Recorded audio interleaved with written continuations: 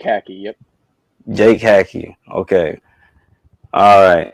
So today we have Jake Hackey and Mr. Michael Bonneville from Bonneville Prep Academy. Did I say that right, Coach? I want to get it wrong. I want to make sure I Maybe got it right. Football Academy, but Football Academy. There we go. There we go. It might change the Prep Academy when you add more sports later on. How about that? Yep. So tell us, man. We excited to have you on, man. What made you begin this Prep Academy, Bonneville Prep Academy? What's the process, your mindset when you was going into this thing? Let's get into it. Okay. Yeah. A couple years. Last couple years, I was able to be around post grad, and of course high school football. And then when COVID hit, I was able to see a whole nother side about the recruiting process. I was fortunate in 2020 with the NFL as an NFL scout. And then once COVID hit real bad, we did it remotely. And it exposed me to a lot of kids getting missed and overlooked, not getting the opportunity to play. All of us played football and know what the game has done to us, open up doors of avenue to school, different things like that. And I just thought the kids were getting a raw deal. And then last year, opportunity brought itself with me and my business partner, Miss Jill Todd, and we sat down with our families and came up with a plan. We did some research because we just didn't want to throw a pro grad out there, and we Mm-hmm. wasn't going to do it if we wasn't able to get into an organization. That's Right. when we wanted to make sure we're legit. And this was the closest one to us. We reached out to Leo, and he did a great job, helping us from the start. Okay. Okay. So we have with us the commissioner of the NPGA, Leo Etienne. Go, Etienne. How you doing today? Can you hear us, Etienne? Mr. Leo.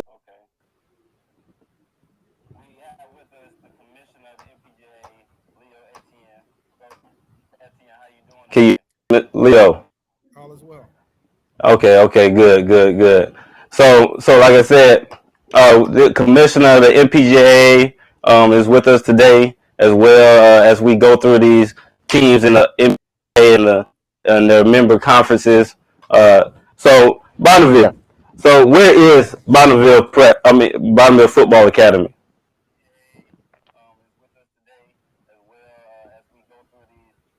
Bonneville. Let me.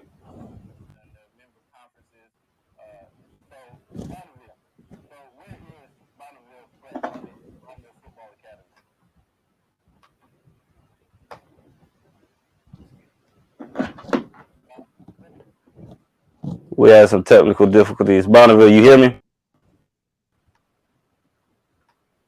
Jake, can you hear us? I can hear you guys. It just Okay. keeps kicking me out. I don't know what's going on. Bonneville, can you hear me? Yeah, yeah. Okay.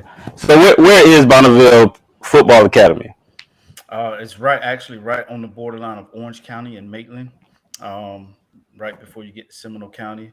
So literally, where the housed, it's the Orange County line. Where we practice is Orange County line. Where they go to school is Seminole County, Seminole State Community College, um, and everything is right there. It's almost like a complete college campus. It's all in walking distance. Um, we was fortunate to have an office there, um, so to get this program going. Okay, good, good, good. Like I said earlier, we had some difficulties. We have Mr. and the commissioner of the NPGAA. We just wanted to spotlight the teams and just get ready. Exciting! Football is finally back. It's like there's nothing to do until football season comes back around. Basketball is cool, but it's nothing like the game of football. So Bonneville. So when you started, um, we got a little bit of why you started. You said because these guys needed a place to go. They needed Yeah. another avenue to reach their dreams and to be able to do that. So Yep. how is it? How has been recruiting been? In your first year, have you been able to recruit some really good guys? Yeah, we were able to recruit a lot of good guys. We was trying to do a lot local, and then we just branched out nationwide, and we got a lot of pull from nationwide. We had to limit it how many kids we brought nationwide outside of Orlando because of housing. We wanted to make sure that was secured and everything for the kids coming from out of town. But then we just really hit up, local in the Orlando area. So Okay, okay. it's been a learning experience. Been really good. Like I said before, Leo's done a great job. When we, ask some questions, he always gives us good feedback, and we take the nuggets and run with it. Right, right, right. So I see you have Jake on you. You know, I just asked you how recruiting has been for you guys. So what brought Jake on with us? What position, Jake? What position do you play, Jake? I play quarterback, sir. Quarterback. Okay, where are you from? I'm from Utah. Utah. Bonneville. You Yep. went you went hunting far. Hey, you'll see my roster. I went all over. We went to Iowa, all over Colorado. Yeah. All the way to Utah, huh? So I mean, how this connection happened, man? You know, people probably wonder how you get a kid from Utah. How you wander off that far? We just do our normal with our database that we use to go out and look at players, Okay, and then some of the experience that I had with scouting with the NFL is just a criteria. We look at what type of guys we want to bring in, and then we definitely look at character, GPA, all those different things, and then of course play, and then last thing is can we really help them? hmm I don't want to bring in a kid and just say, "Oh, come play for me." When I want to know if I can really help him develop, and then go to the next level.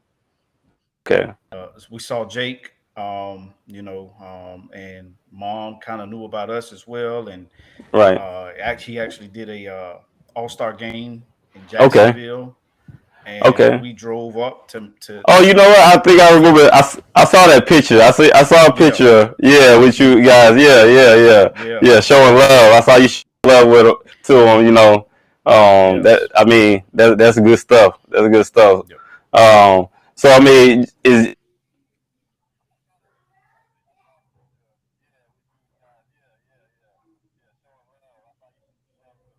Bonneville Go ahead, say that have again. has all your players reported yet, or are they still coming in? They're still coming in. They're still coming in. This is our Okay, last week coming in, and then we, we okay. we hit it rolling.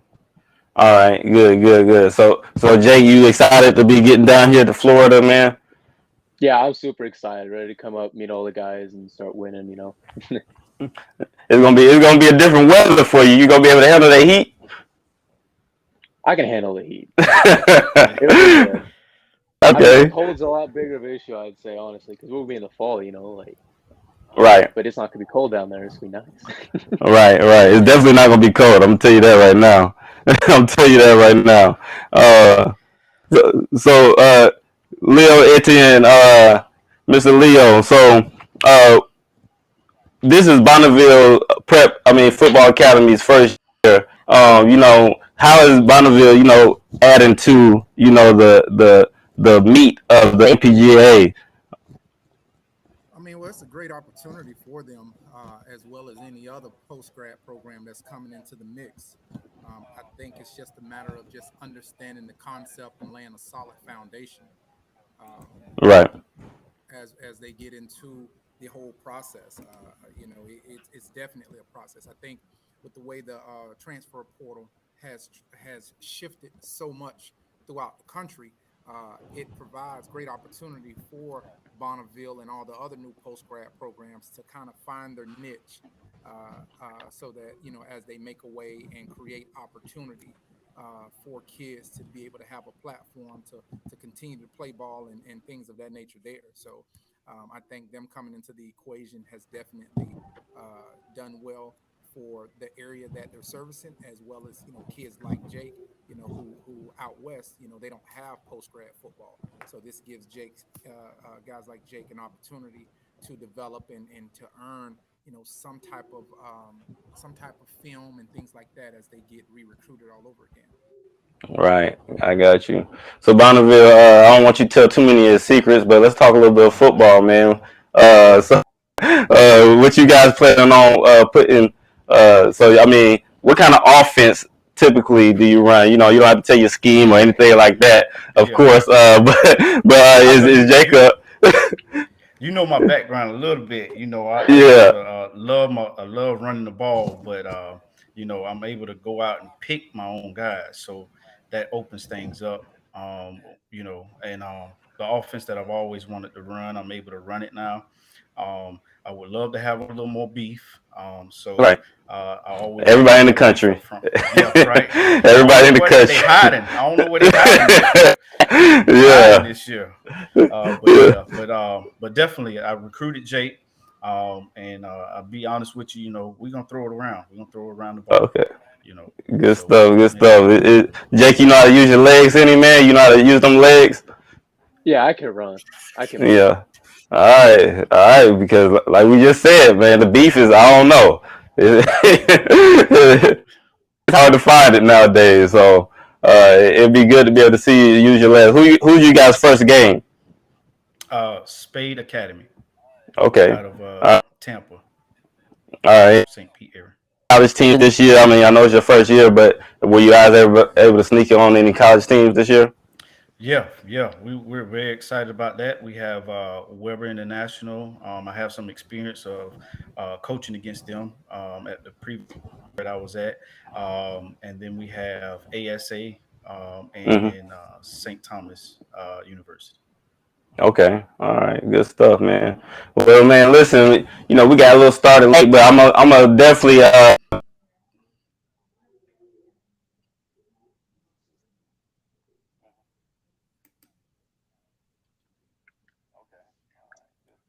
Broke out.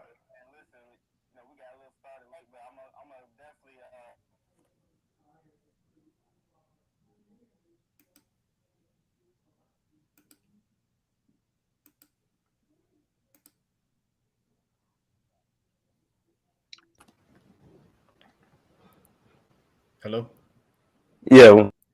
Okay, Hear I me? can hear you now. Yeah. Yeah. Like I said, man, we gonna try to catch up with you guys later in the season. We appreciate you guys getting on with us this morning. It's early morning. I'm sure you got some more planning to do, some errands, get ready for these guys to show up for Yeah, camp. definitely. But we definitely gonna try to catch up with you later on in this season and talk with you guys. All right, we appreciate y'all what you're doing, and You too, Yeah, same, you good. same, same. okay.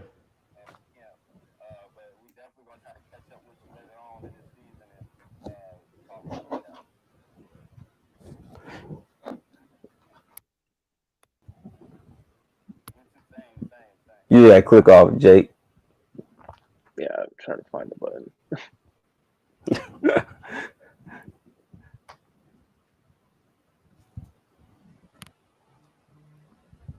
There he is, the man with the plan. How we Mr. doing? Tanner Flagler, how you doing, sir? Fine. How we doing this morning? We're doing great. We're doing great. We're running a little behind with technology, but we appreciate you for being patient and getting on with us this morning. Oh, I understand. I know how it goes. It's a pleasure for me to be here. I really appreciate what you guys are doing. So the great IMG, you guys decided to dip your toes into the post grad world and give these Right. guys even another avenue to go with their dreams and aspirations to play on the next level. Right. Well, this is our third year of existence with post grad, our second full year. And right, we're always looking for ways that we can help guys fulfill their dreams, their goals, be them best selves. uh, in football and in all sports, but particularly now with IMG post grad, and we're excited about it. Good, good, good. So you and the commissioner Leo Etienne, you guys spoke and I mean tell me how that came about with you guys joining the NPGA. Well, with us, we were trying to look at ways to make sure that each year we're part of a conference, looking to join a conference and help with scheduling. That helps with knowing each year who you're going to play, at least have an idea. It helps with cost, and then it helps being a part of something too, right? Give you guys something extra to play for, Right. as well as trying to get into school, getting film. Last year, we were, I guess we could say maybe independent. And Hmm. after you have one loss, then you have guys like, what do I play for? And am I just playing for stats or what? So now being a part of a conference, and we have, hopefully we can compete for the conference and play for a post grad national championship, get into that tournament, and see some of the other excellent programs and coaches, and just a chance for our guys to get more film, not just our guys, but the other coaches. It's an excellent opportunity for everyone. Right. So do any guys from the IMG, I guess we could say the underclassmen, and they might need just a little bit more film, or might just need a little extra, so that a coach can finally pull the trigger. Are any guys coming on to the post grad realm with you guys? That's part of the growth process with the program. Um, this year, interesting enough, we have a young man that came from soccer. Last year, we had a gentleman that came from baseball. Uh, Only his second year ever playing football, and now he's at University of Illinois. Playing Mm. football. Oh, Had an opportunity to walk on there, so there's right. some opportunities, and we're looking to continue to grow. It's an excellent tool with some of our kids that's on the varsity program, that need an extra year, and of course we all see now the landscape in college football with the transfer portal and NIL is going to provide more opportunities for all post grad programs to get our hands on some more players, more talent guys, and have an opportunity to develop them and be a part of their process. Got you. Got you. Um, so, Coach, for the people who are under a rock, where is IMG? Okay, where is that located at? We're just south of Tampa, Bradenton, Florida, close to the beach. We're right on the Gulf, sitting right between Bradenton and Sarasota. Hmm. Okay, got you, got you. So I mean, so you told us a little bit how you and why you guys decided to go into the post grad realm. And you say you guys been in this thing for around 2 years, right? Correct. This would be the second year, or is it? This will be the third year, but our Okay. second year being in full operation as far as having a full season. Last year we played 8 games. This year we have a 10 game regular season, Okay. and Coach Leo helped greatly with that, tremendously with that. As far as again with joining a conference, that was part of the reason for us joining a conference, that we would have extra games scheduled. Okay. Good. Good. Um, do you guys have any colleges on your schedule for this season? Yes. Second week for us, we go up to Navy. We play Navy's JV, and then we play Warner, play their JV the third week, and we play ASA Junior College, play their JV week 4 for us. So we have those games scheduled at the beginning of the year, and then after that, we have the post grad schedule. Mm, okay. So I mean, of course, you guys think post grad is beneficial. I mean, you guys started, decided to go into that realm of things. But for you, why do you think it's so important, to be able to have these type of programs around? Well, it gives our guys the opportunity to be seen uh, playing against college competition. which is important for evaluation purposes. That helps. Mm-hmm. And then just the structure of it, and then they're being seen. They have an opportunity to be seen in by college coaches. You can't ask for a better opportunity than that, than having the guys on the other sideline having an opportunity to view you, how you handle game time situations, and make an impression. Right. Um. Uh. Do you guys like? How is the recruiting process for you guys? Is the say for some kids, when you guys come and say, "Hey, come to IMG," or are they jumping on and saying, "Yeah, I want to do it"? Some of the same struggles some other post grads are having, especially with the big guys. It's always hard to get those linemen. So how is that? Exactly. I think you summed it all up right there in the question. Okay. To be honest with you, I think everyone's trying to find bigs, right? Yeah. And that's on every level, every tier. Bigs are the key. It's not so much intimidating when I don't think kids. Well, we haven't experienced it this year, and of course, I wasn't here this time last year, right? So Hmm. uh, it's not an intimidating factor. Some of the guys are just excited, and then uh, the biggest aspect, honestly, is, and I'm sure some of the other coaches are dealing with the same thing, just educating people on what post grad is, right? Hmm. So some of the programs or some of the kids that the initial contact, um, when they speak of IMG or they think of IMG, of course, most people think of the national team. Hmm.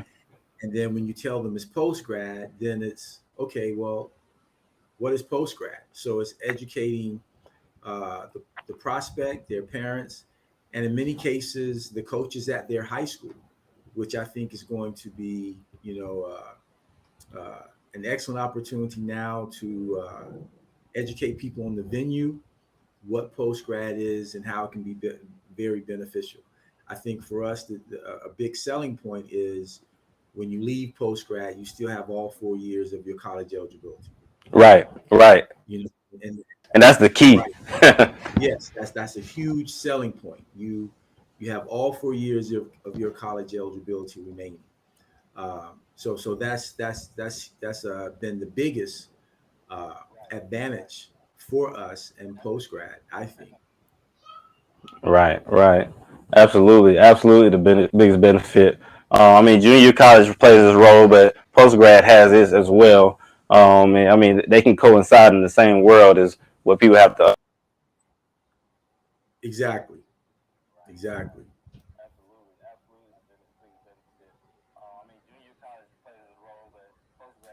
You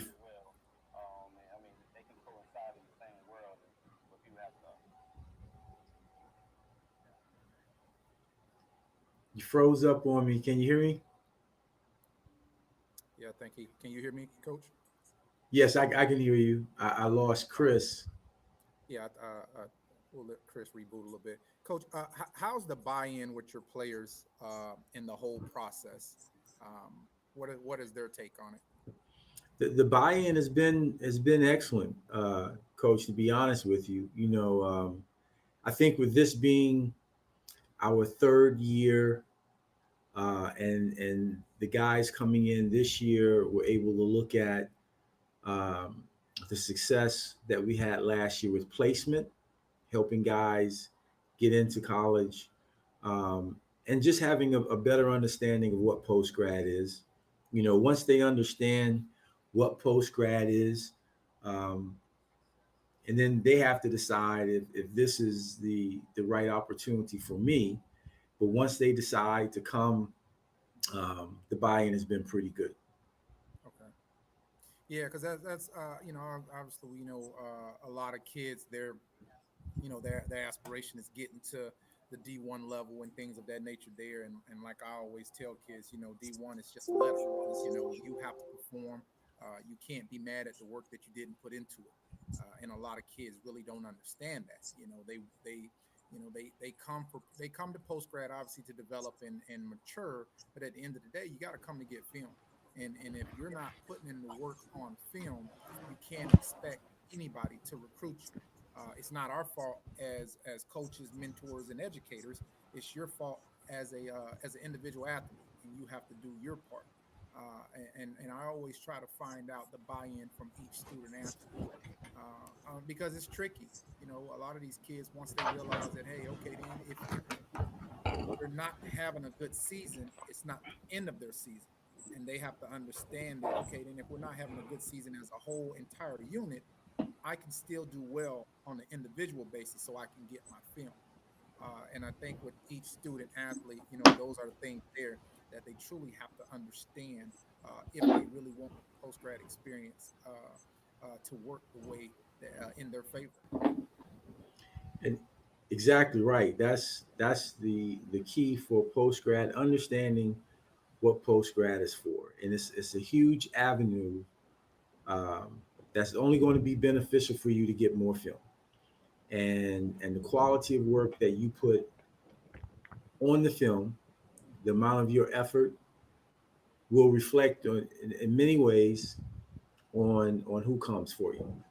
But you know, the goal is to get into college, have an opportunity to further your career as a student athlete, and get better and pursue your dreams. If anything comes on the top of that, that's the icing on top of the cake. You know, that's what we tell guys. And once they accept that, agree to that, and come in, then it's been pretty. We've been pretty successful with it. Right. So we got Coach Blanton back. Okay. Yeah. So let's go. Like I told Bonneville, you know, technology got us a little behind today, man. But we'd love to have you back on. See how you guys are doing. Maybe the technology will cooperate with us how it should. Next year, we definitely want to try to host again and do it in person so that we can get this thing right. But but we definitely appreciate you being on with us today. Hey, I really appreciate you guys having me on, having an opportunity to talk about the importance of post grad football and also IMG. But also, I want to give a big thanks to Coach Leo for what he's doing, and also you, Chris, with helping us with this opportunity to get kids into college, have a chance to get better as student athletes, and it's a blessing. We really appreciate it. Thank you. Appreciate you, Coach. Definitely be reaching out to get you. We'll be talking with you. All right, guys, have a good day. You too. All right, Coach.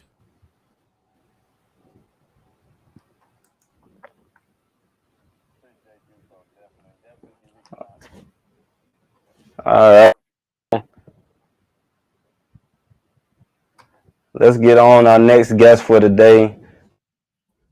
Southwest, we got Coach Jinx.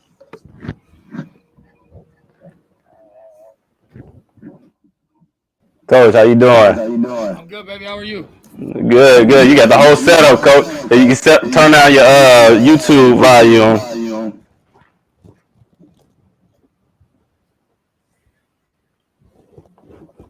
I like it.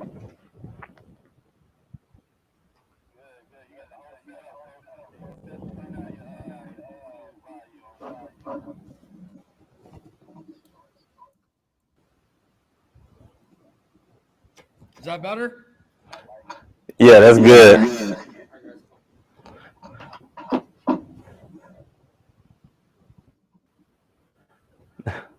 We have Southwest Florida Prep Tech. Is that right? Did I say that right, Coach? Yes, sir. Who we have with you today? We got Bishop Benjamin, Roddy Tillman. Okay. I got you. So you guys are a new program this year, correct? Yes, sir. All right. So tell us, Coach, what was your mind when you said I wanted to start a post grad, because this is an easy task. It's been everything but easy. That's for sure. I got to thank the McDougal family for introducing me to the prep grad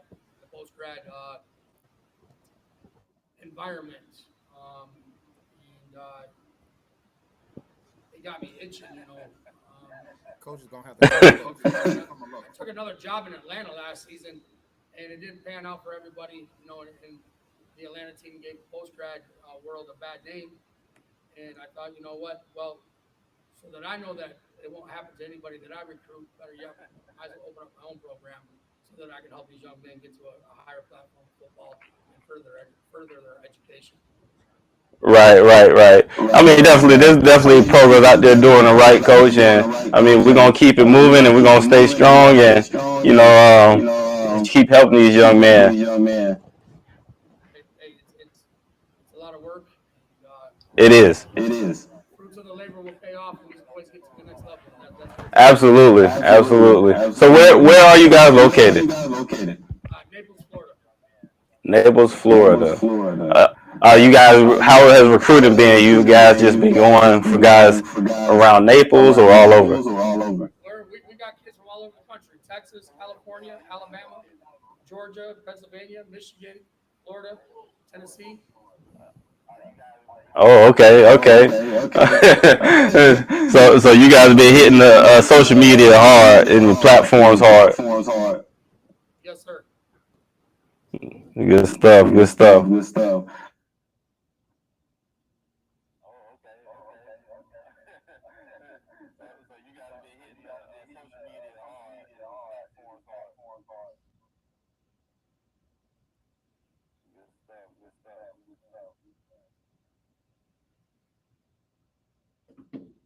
Can't hear you, Coach.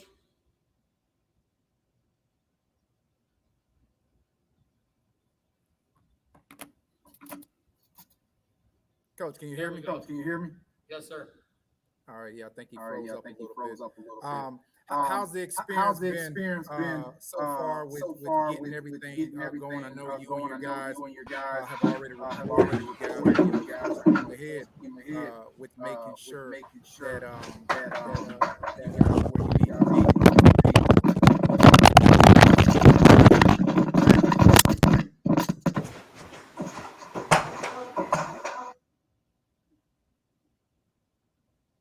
You hear me, Coach? What was that? There was a lot of static there. Sorry. I said, how's it been? What players you got there with you right now? We got a receiver / DB and running back. Okay.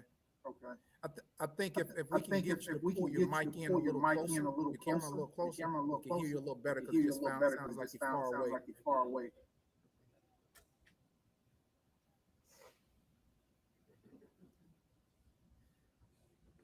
Pretty nice setup right there. We're trying, Coach. We're trying. There we go, guys. Is that better? Yeah.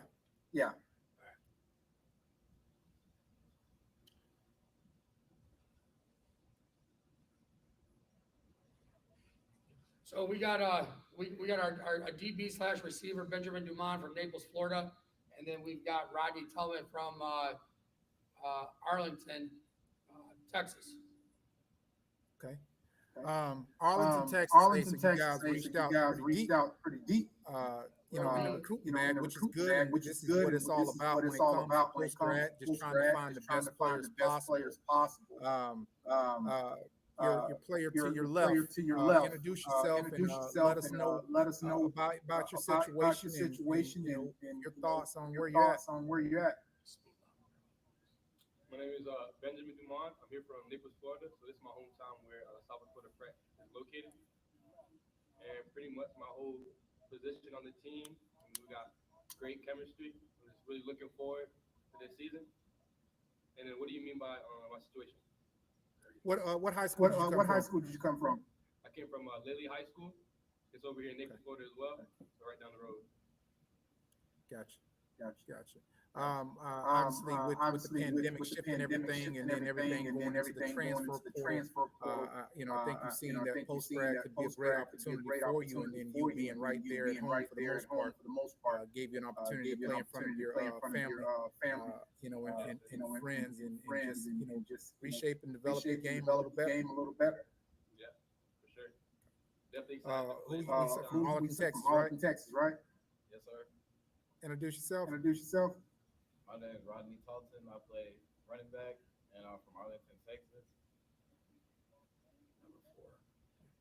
How was it with your decision to come all the way to Florida and attend the post grad program?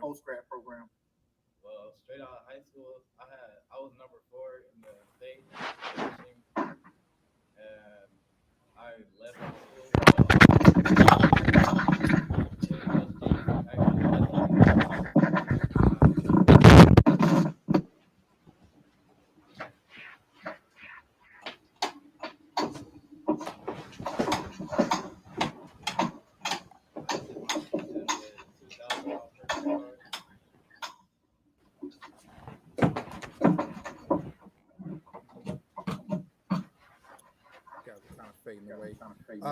Coach Jinx, with bringing it back home, how's that been for you?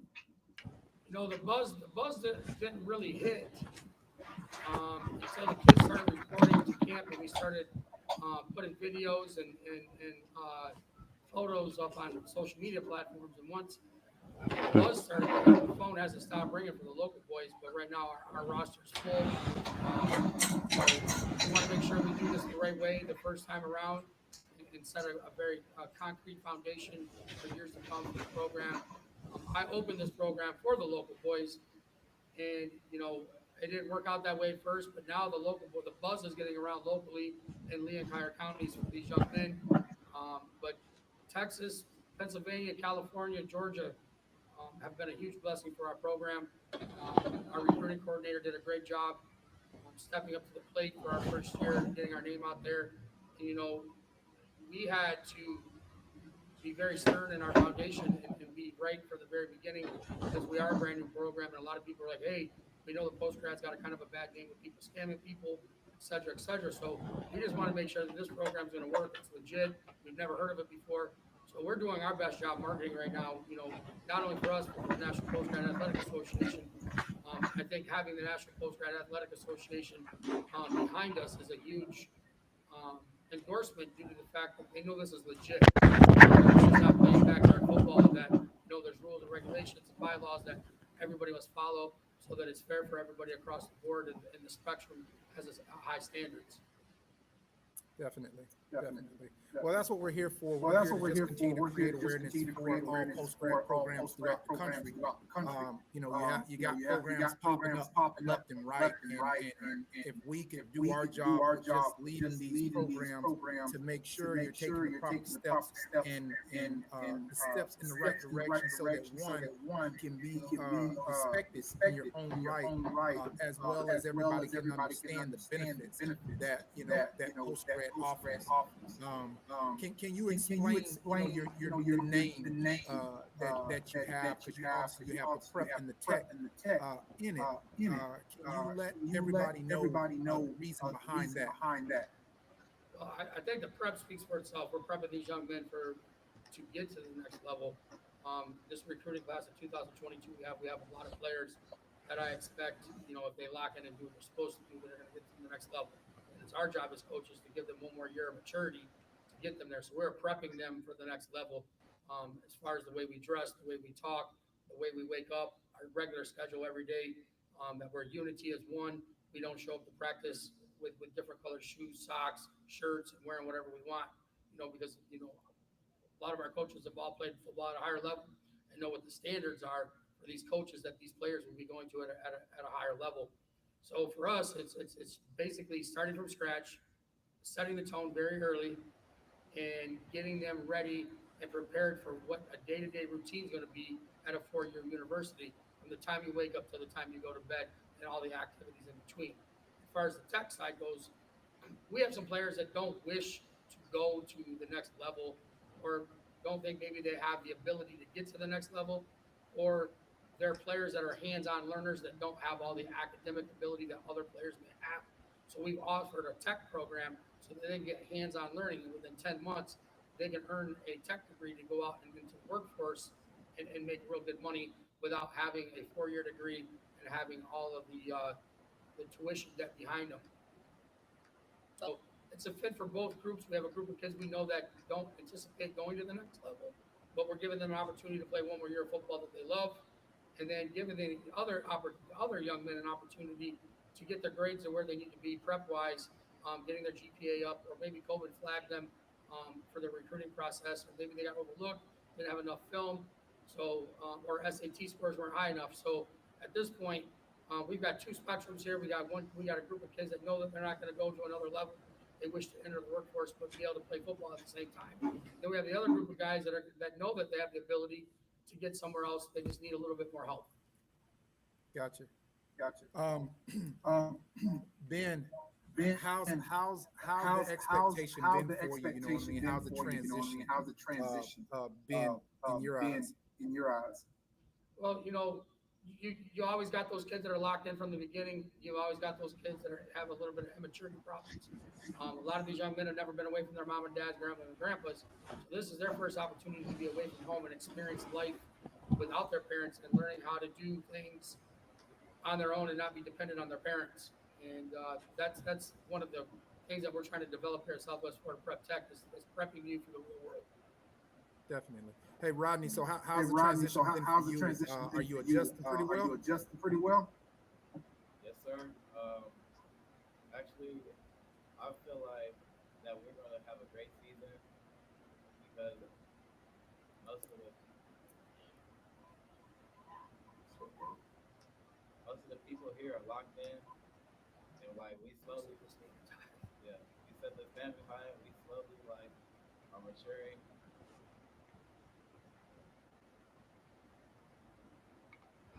Rodney, Ben, how's it been? Are you adjusting pretty well? Obviously, right down the street. But how's the workouts been and the training and things of that nature there? I mean, it's going pretty good. It's really hands-on. We don't have a lot of free time. We got a good set schedule, like a good flow throughout the day. Work out early in the morning, meetings in the afternoon, come back and lift again, come back and lift later in the evening. We had pretty adjusted. We got used to doing this for about 2 weeks now. The whole team's pretty adjusted. Got good chemistry, like I said before. And really, I'm just excited to get into the season. Oh man. I have some technical difficulties over here, but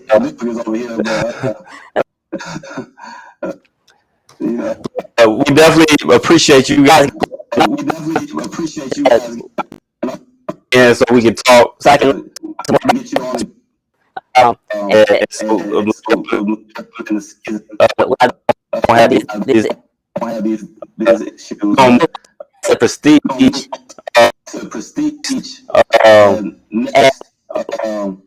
See you later in the season. We look forward to seeing you later in the season. Yes, sir. Go Hawks. Thank you, guys. Appreciate you guys. We gotta break this all down. Quick intermission. Roll this up.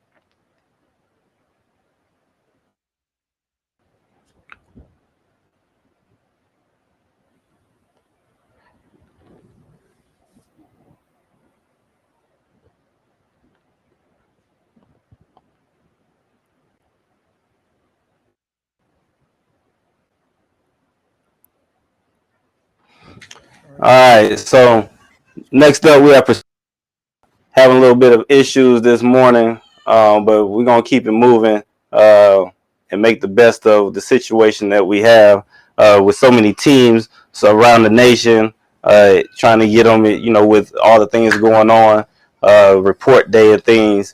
We're gonna try to next year is gonna be bigger and better. That's all that matters. So moving on to Prestige, Coach, Mr. Leo, you still with us? Yeah, I'm here. Okay.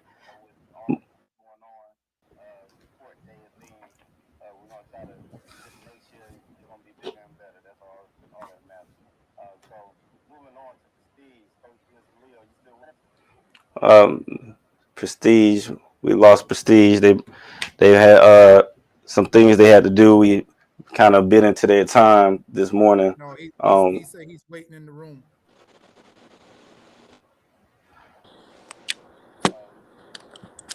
Edgar K.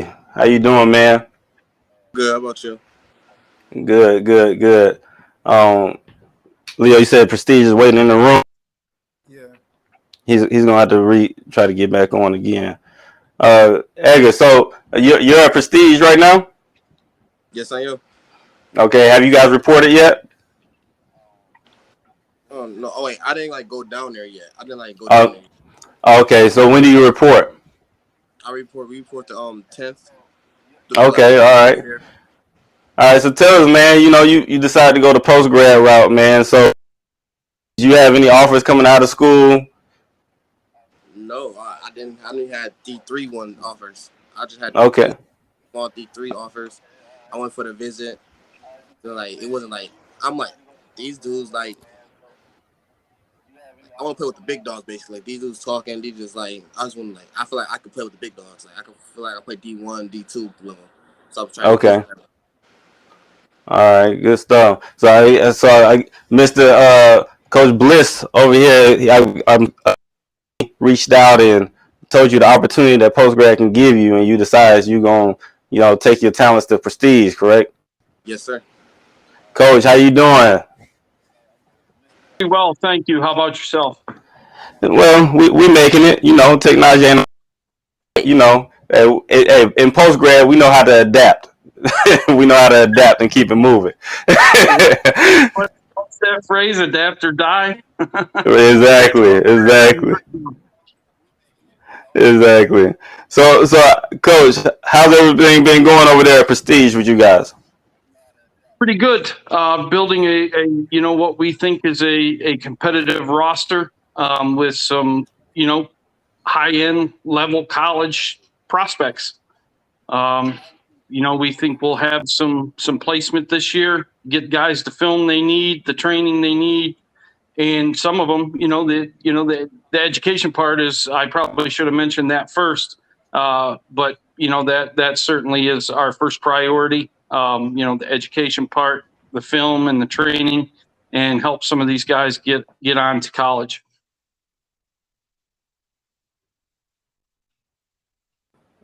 Right. So you joined the Npgaa last year, or was last year you guys first, or this year? Last year, I wasn't there last year. I was hired in November of 21 to come down and help build the program up a little bit.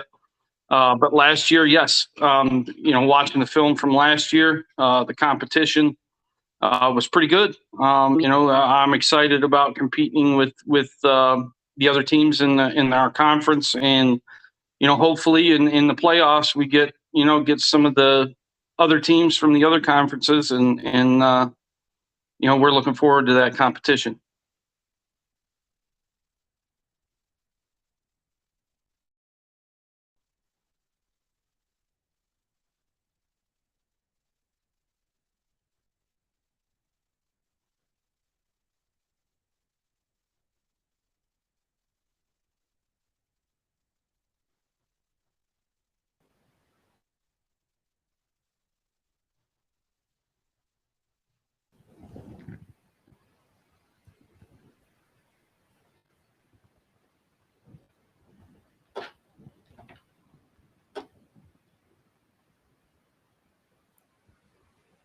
Coach, can you hear me? Yeah. I'm gonna ask you to go just for a second so I can fix my Wi-Fi, Leo, so we can get this thing together for the remainder of this show. Because this is not gonna work. What do you feel like is the biggest transition for you with taking over a program and things of that nature there? The recruiting aspect, finding the right guys, finding enough guys that want to be part of your program as a first time head coach. You don't know how that's going to go.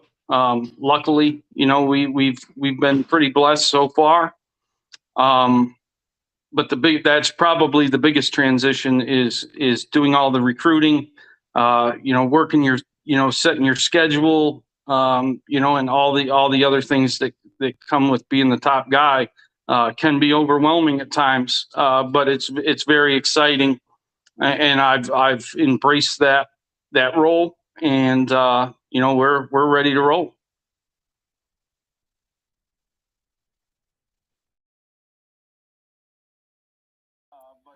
EJ, how have you been preparing yourself? BJ, how have you been preparing yourself for the upcoming season? I like the way my dad is. I train every day, like every day. Monday, Wednesday, Fridays, straight weightlifting. Then you condition. Then like days I don't weightlift, straight condition because I gotta get ready for the heat. I gotta get ready for down there. If I'm from upstate, I live in Buffalo, so the heat gonna be way different. So I gotta condition non-stop to get ready to go down there. Gotcha. What do you think the biggest adjustment is going to be aside from the heat? Biggest adjustment besides the heat, I say the game speed. I feel like the game speed gonna be different from high school than post grad because we all basically should be in college, so it's gonna be like a college type speed of the game. Right. So that's the only like thing that's gonna be adjusted, the game speed. Now, did you have any college looks coming out of high school? No, not really. Like only had 2, and it was D3. Gotcha. Coach, obviously, as we all know, that the biggest recruiting jewel or diamond in the rough are the big guys up front. How are you guys been faring with securing the offensive lineman, defensive lineman, your specialty guys? That position absolutely is always the toughest to recruit. Luckily, I've had some other coaches and things help us out in that nature. We feel like if we were to play tomorrow, we would be fine on both sides of the ball, up front. I'm not going to say that we're overly, we got an overflow, but we have enough to finish the season. Gotcha. I mean, definitely it's all about staying healthy and things of that nature there. Just like everybody else in the country is battling, different aspects of the game, and recruiting is definitely one of them. But you know what I mean, we definitely know that if you guys continue to do what you've been doing and the part is structuring your practices too, so you make sure you're not getting those guys beat up or hurt in practice before you can even play a game. So that's what it's all about. I just heard a future recruit on the interview here. We'll sign him up tomorrow. Trust me, he's a beast. He's ready. Good. You know where to send him.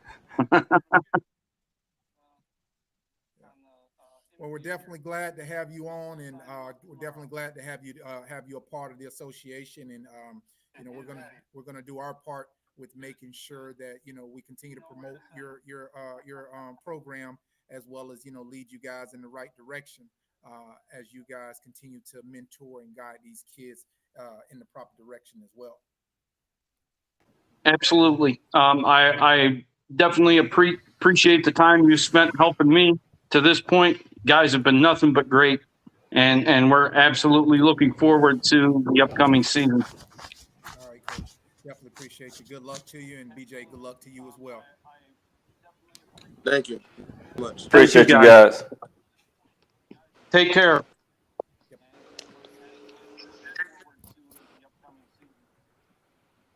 Chris, stand by.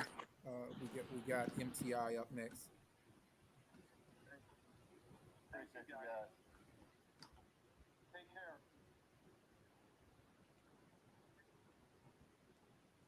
MTI.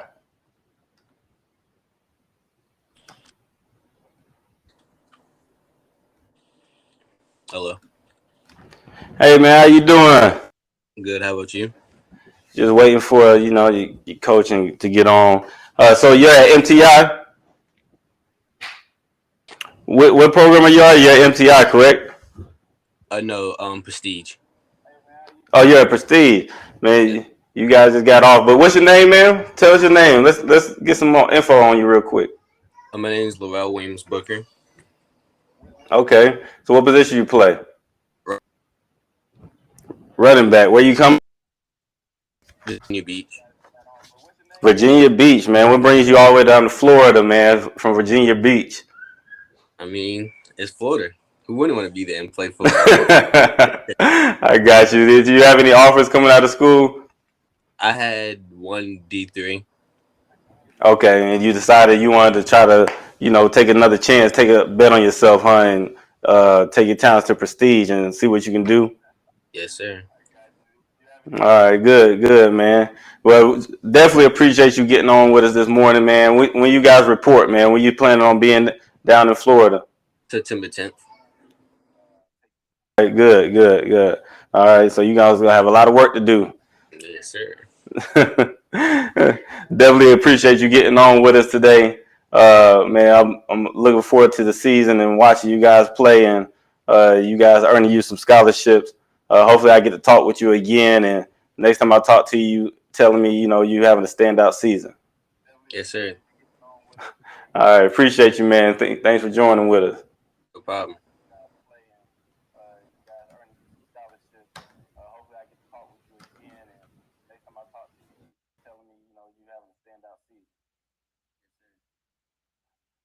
Appreciate you, man.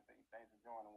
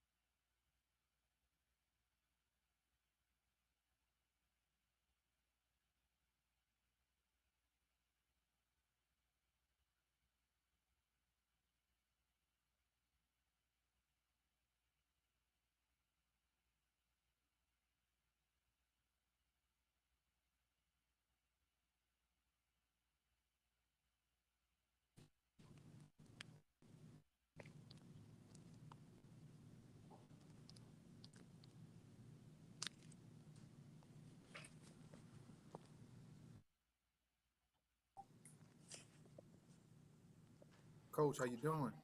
I'm all right. How you doing, Coach? All right, man. Give us 1 second. We been having some technical difficulties. How you doing, Coach? I'm all right. How are you? Good. As Coach said, we have technical difficulties trying to do the best we can with this thing. So MTI, where you guys located? Pompano Beach, Florida. Pompano Beach. So you guys been around for a little while, correct?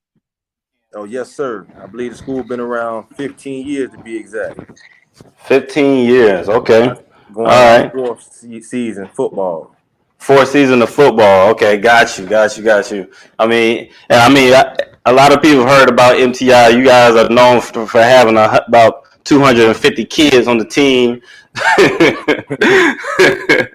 this year. Hey, it happens, man. So how been going for you guys this year? How many? What's a player that's standing out for you guys this year? I mean, recruiting's been going. It's been going all right. You know, we got enough to compete, and a couple players that stand out. You know, they're here with me now. I got Michael Morse and Jordan Watson. Okay. All right. Beside you? Yeah, they right here in front of me. You want me to flip the camera on? Okay. Yeah. Yeah. Let us see who we working with here. Hey, how you? Oh Lord, how you? I'm just gonna do it like this. Fellas, how you doing? I'm doing Who we good. talking to? Who we talking to? Jerron Watson, man. What position you play, man? Jordan Say it again. My bad. What position you play? I play linebacker. Okay, linebacker. Where you coming from? I come from Suwanee, Georgia. I played at North Gwinnett High School. North Gwinnett. I know about North Gwinnett. Good players over there. So I take it, things didn't go the way you intended coming out of high school, so you decided take the PG route and make some better options for yourself. Yes, sir. Got you. So I see you got the Gulf Coast. I see the Gulf Coast in the back, coach, the conference champion, the Gulf Coast conference champions in the back. Jordan, I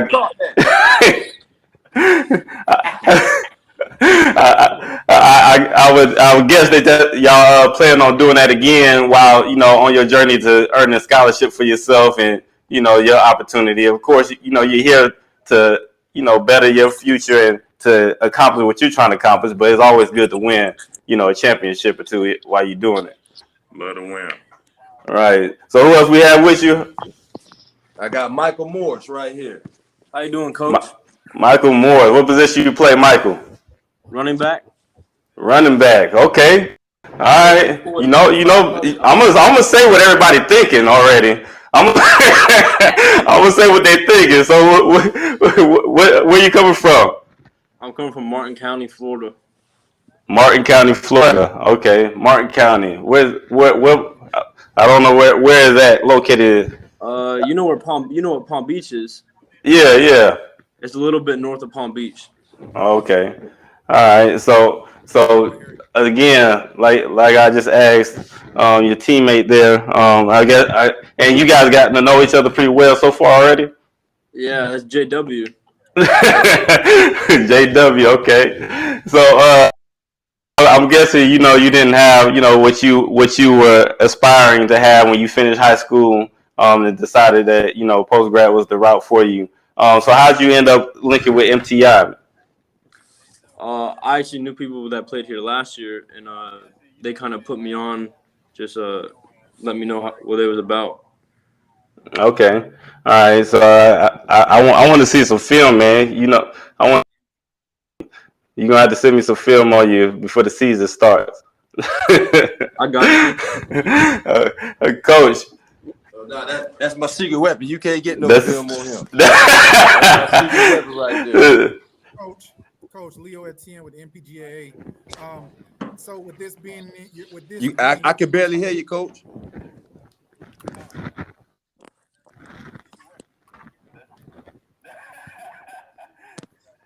Can you hear me? A little bit better. All right, I say with this being your first year, uh, uh, with this being your first year as the head coach, how do you feel like the adjustment has been for you with getting everything prepared for this new season? Um, I think it's been smooth, man. You know, Mr. and Mrs. McDougal, Coach Norm, Coach Freeman, they helped me with everything. Coach Jerome McDougal, they make sure that I got everything I need to be successful. So I think it's going smooth. Okay. Yeah. I mean, and you guys you got a lot of pressure on your shoulders, given the fact that you guys are the defending Gulf Coast champions as well as the national champion runner up. The expectations are definitely high, for you and your organization to get back to the top. How do you think that, what is your approach to pretty much accomplishing those goals? I mean, we gonna do what we been doing. We gonna work hard and we gonna get these kids out like that. At the end of the day, that's I That's the don't look goal. at pressure.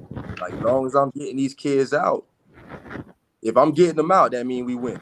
No, you're Right. absolutely right. Right. Think That's there's the a win. misconception of what post grad is all about. You know what I mean? Obviously, with the National Post Grad Athletic Association, we give the kids something to play for. But when you really look at it, it's a little deeper than playing for a trophy. The trophy is that piece of paper that they sign at the end of the season and getting those kids, on to the next level. Yes, sir. And that's the main goal, man. I gave them my word. As long as they got the work ethic and making the plays to match it, that's the main goal. I want to win, of course, but the main goal is to get these kids moved on to the next level. Right. How Absolutely. many kids were you guys able to get out last year? I think we put 10 guys in the Division 1 and then another 10 in the lower divisions. Okay. So it's not bad. That's a success. As we all the kids look at Division 1, but like I told the other programs, you know what I mean? You can't be mad at the work that they didn't put into it. The kids have to put in the work so that they can get the film that they need to get to the next level. What notable schools you guys had placed kids at last year? We had a kid go to Western Kentucky. We had another one go to FIU. And Jackson State. We had one of our linemen go to Jackson State. Those are probably the most notable schools out of the whole group. Okay. And what lower level schools? What other divisions did they go to as well? Any names? Yeah, D2, NAIA, D3, all over. We got kids like Ed Bernardino University, Livingston. Man, I can't really, The list goes on. The list goes on. That's good. The list a little bigger on that D2, D3 list.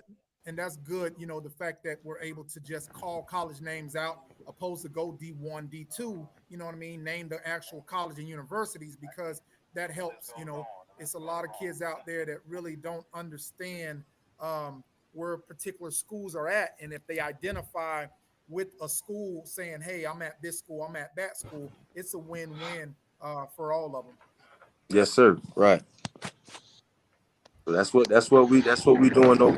Just trying to just keep it going, keep these kids going on to the next level, and keep the rotation going every 6 months. Coach, so a little bit about you, man. What's your background with coaching, man? Let's talk some football, man. So tell the people a little background and how you in it. Oh, I mean, I've been playing 26 years. I'm still active actually.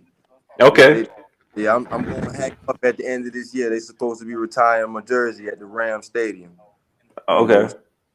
That's that. But I only been coaching just 2 years. I've been coaching last year at Stranahan High School, and I was coaching at Plantation Wildcats for the 6U. I was the head coach coaching my son, and I was also the offensive coordinator here last year. I was doing all three at once.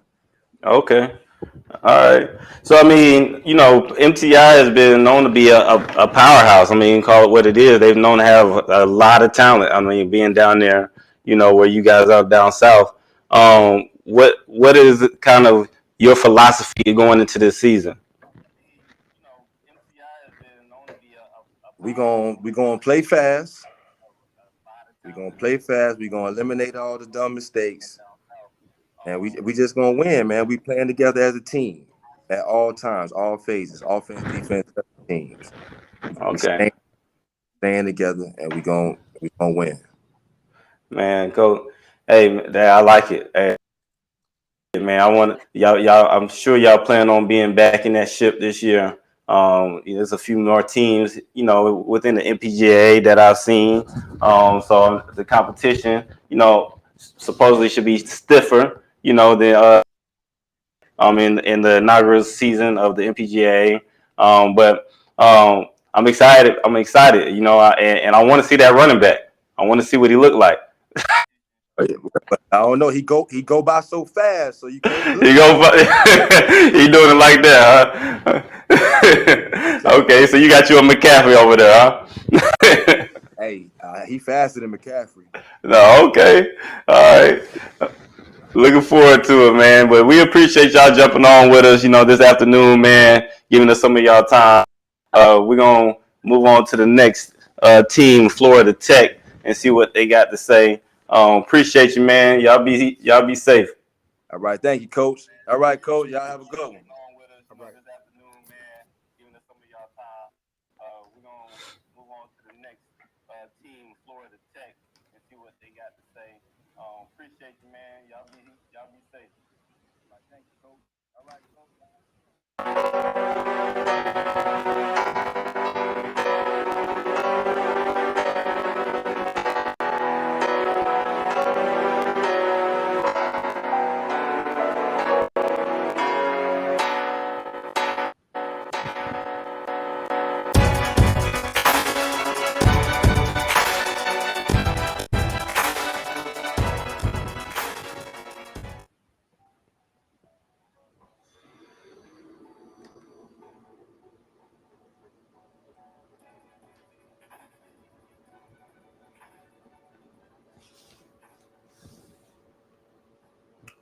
Coming up next, we have Florida Tech.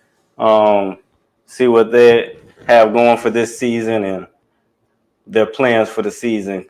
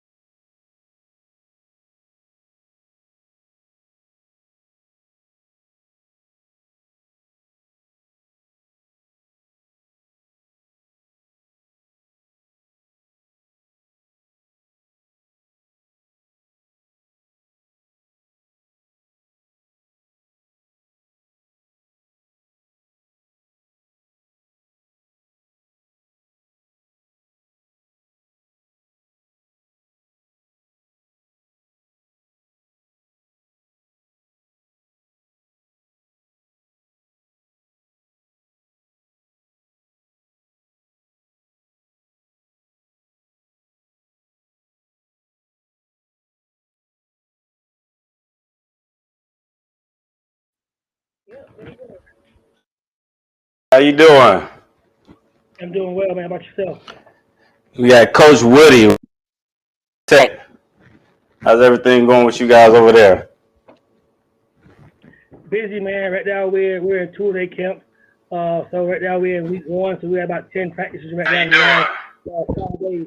We've been pretty busy. Okay. So all of you guys have reported. Say it again. So all of you guys have reported already.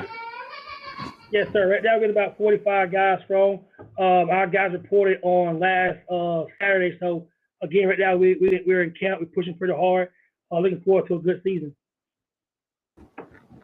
Good. So how's recruiting been for you guys this season, man? How's that been? Has it been difficult? Has it been easy? It's never really easy in post grad, but have you been able to get those big guys? What's going on? Yeah, man. Early on, man, that's kind of our primary focus. We always say that skill spots are plentiful. So we start pretty early on recruiting the big guys. So kind of how we attack it is we're not Miami, we're not Florida State. Those guys focus on winning the state of Florida because we can't do that. So our number one objective for our coaches out there in recruiting is to win our county. We want to make sure that there's no JUCOs from California or Mississippi coming here and take away our Polk County kids. So our number one focus is just not big man, but it's to win our county. Make sure that we're getting enough guys from Polk County into our program, and not only Polk County, but I really focus on surrounding counties. After Hardy County real hard, Hillsborough County, and Orange County. So we want to make sure that we're putting a fence around our area and making sure our guys are staying home because so many guys are going JUCO in California, Mississippi, and they're coming home, they're homesick, and they're not finishing their process out. So we really want to help impact our Polk County kids. We do recruit nationally as well, but our heart and soul is right here in Polk County. Right, and I hear you elaborate. Hey, that your program is homegrown, and y'all are attacking the county hard to make sure that you get the kids in your backyard an opportunity. Which I mean, even some universities they move past their backyard, so that's good to hear. So I mean, with that, getting guys from your backyard, how long has your program been around? We're going into year 3 of football, year 4 of basketball. So it's going to be our 3rd year for football. For overall, going to year 4, with basketball being our number one, our first sport.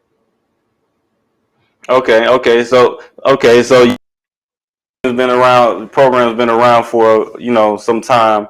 And are you seeing a tremendous growth within that program? And like you said, you try to get the guys from your backyard. Are they starting to pick up more? Because sometimes it's hard to get guys from your backyard. Are they starting to pick it up more and say, "Hey, I got an opportunity right here"? Yeah, man. I'll be honest. The backyard is always the hardest because a lot of families, a lot of kids, they don't feel like they are successful if they go off to college. So they want to make sure they go off to college. So keeping guys home is a challenge. And sometimes you have some kids that need to leave that area to be able to grow a little bit. That's a constant battle that we have, trying to keep kids homegrown. But I will say this, man, for me and coaching in the area for the last 15 years at high school level, and then taking my throwing over to APA, and then now here, I've been in Polk County now for the last 15 years of coaching. So I got a pretty good name for myself here. So it's been a little bit easier than most, but it's still a challenge. Okay. Good to hear. So, Coach, so football, who's some guys that you expect to see, do some big things for you guys this season? Especially, this is your first year in the Npgaa, am I right? Oh yeah, man. We're excited about joining the conference, man. Like going back to I don't know the exact date, but it's been about 8 years, Leo. I've always been independent. APA days with independent, and then my first 2 years here, we've been independent. So not having anything to play for sometimes it's a little bit challenging to keep those guys locked in over a long stretch.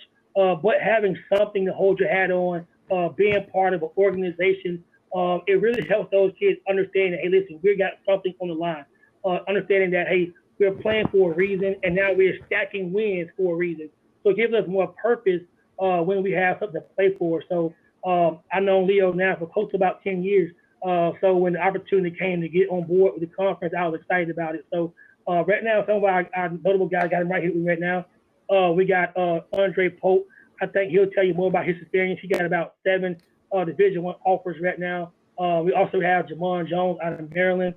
He's getting offers from FAMU.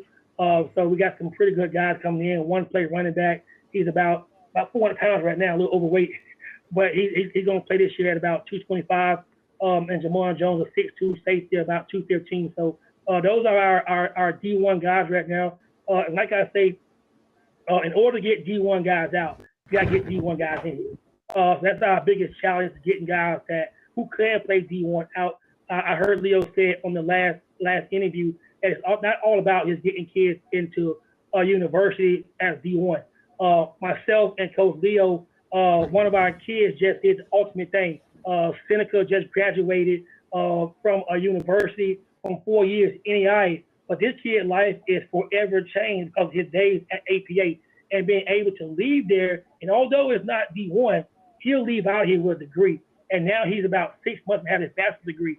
So going in there, coming to APA program, gets an AA degree at Post State College, going on to University in Kentucky, playing there for 4 years. Now he's playing his first 2 years and gets his bachelor's, and his next 2 years he's getting a master's degree.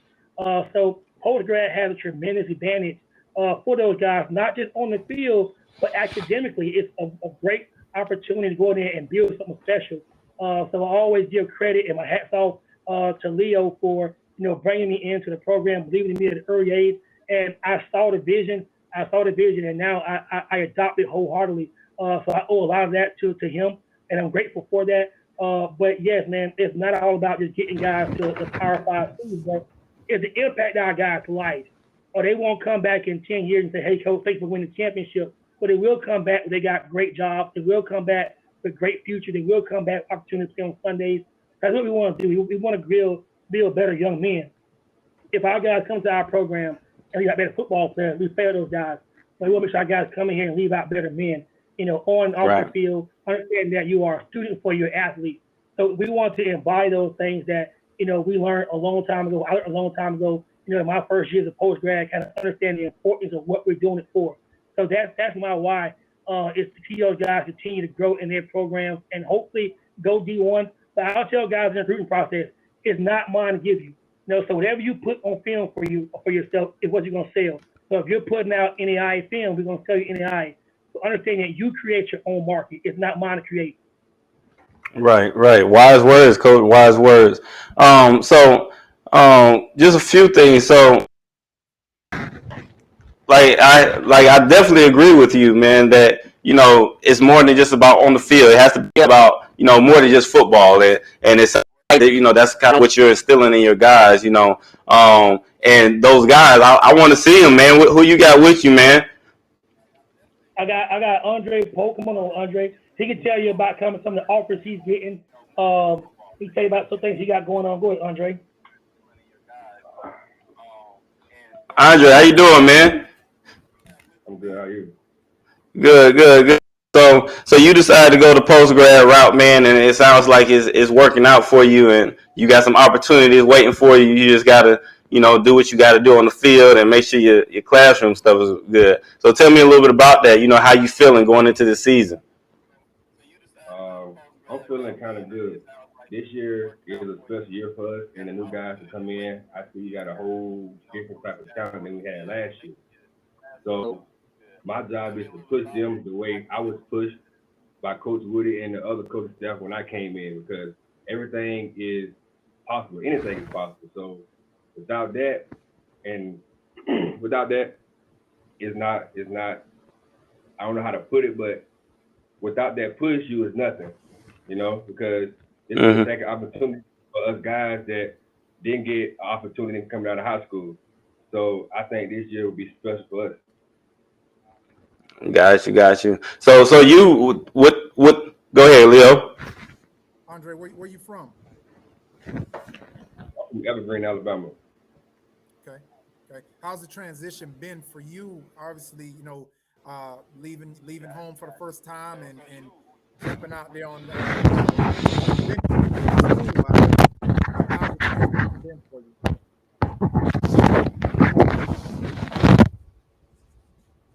I think he moving his mic, so it's kind of been it's real distorted. You couldn't hear anything.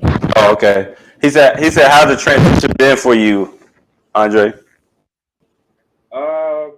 The transition was pretty smooth. You know, I'm not a home type of body. I'm a guy like to move, so I'm quick to transition and get into the program very well. So it wasn't a big deal. Okay. Who else you got with you, Coach Woody? Andre, we I got appreciate you, man. Jamon Jones. He got invited up to FAMU, so FAMU looking to offer him. He waiting right now and get qualified. So once he get qualified, hopefully get an offer from FAMU.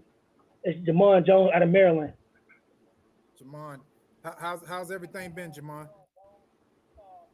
Everything on this, you know, been good and everything like that. Everybody's just working, focusing on getting better every day, 1% better every day. That's what we preach out with. So, Gotcha. How's the transition been? Obviously, you know, you coming from the East Coast, Maryland area. What's been the difference transition for you? I definitely had to get acclimated to the weather. Most definitely, it's hot out here. 100-degree days is crazy.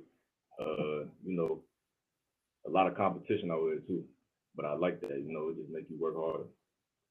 A lot of room for opportunity as well. Florida's a football state, so. Gotcha. Yeah, it's all a process. You know, once you understand the process and what you're trying to do, you know, as I continue to let all students know, you know what I mean. You know, you put the work in. You know, you get evaluated based on your work, so you can't be mad at the end result, because at the end of the day, you're gonna get the games. You know, you guys have a pretty good schedule, a pretty challenging schedule at that. That's gonna allow you to play top level competition. You know, week in and week out, and then also to have an opportunity to play for a conference championship, if not a national championship. Yes, sir. And you know, that goes along with exposure as well. Right. Well, definitely, man. We glad that you're part of a great organization. We know you're gonna do well. Just stay healthy, man, and keep grinding. Coach Woody.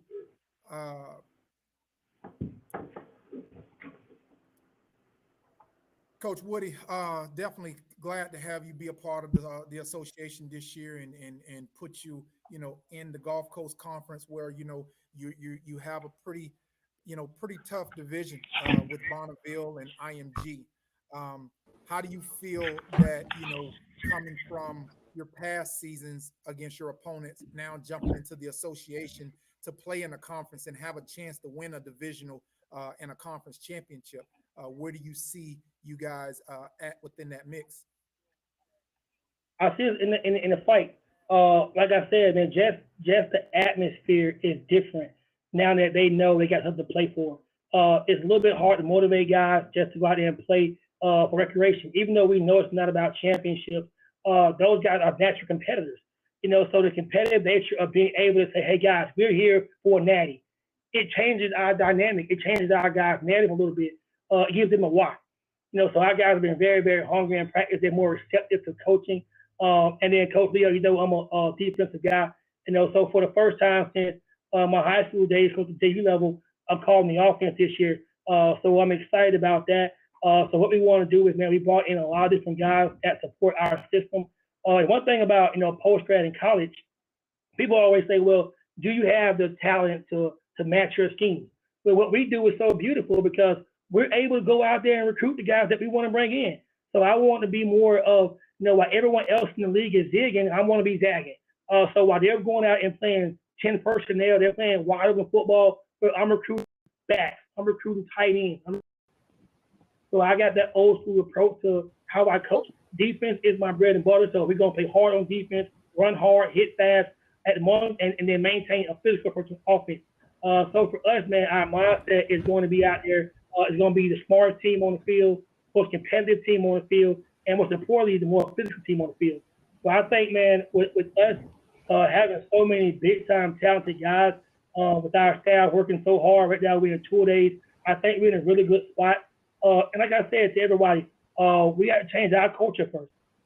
So in order to be competitive, we have to go from being a 1-9 team to being competitive. So right now we're the underdogs. Right now we're the sleepers. And until we go out there and prove that we don't belong yet. So that's kind of what helped us out. Right. And that those guys can really say, you know what, this is what we're doing, and this is why we're doing it. So we have to earn that right. We're gonna be the best. Man, Coach, I love the energy, man. I'm taking it that your players, that energy is gonna off of your players. Y'all gonna bring that to the games, and you're gonna play some smash mouth football. That's what I'm hearing. So I'm really excited to see what you guys do this season, playing for your first national title within the MPGAA, and as well as you guys are a part of a big conference. The Gulf Coast Conference is one of the biggest conference thus far for the MPGAA. Is one of the strongest. Some people say. So it's going to be interesting to see how this thing goes and who's going to come out of the Gulf Coast. But we definitely appreciate you guys getting on with us this afternoon and giving us some of your time.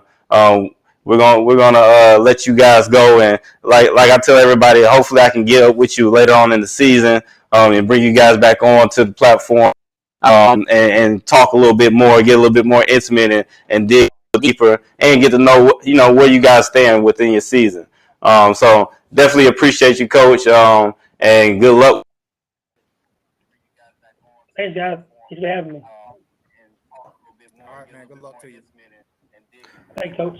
We're going to take a 15-minute intermission, and we'll be right back with, let's see who we have next. I believe, Leo, who do we have next? Cincinnati United. All right, that's going to be a good one. We'll be right back with Cincinnati United.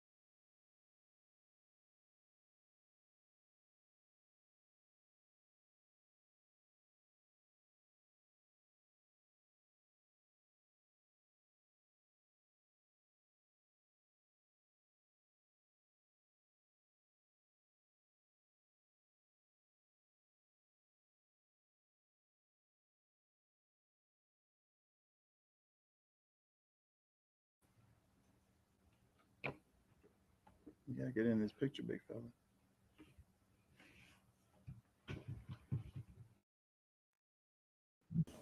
Coach, how you doing? Pretty good, man. How are you? Good, good. And we are back with the 2022 Npgaa Media Day. Coach, thanks for having. We happy to have you on, man. So Cincinnati. Yes, sir. Yeah, huh? Yes, sir. Okay. So tell us, man. So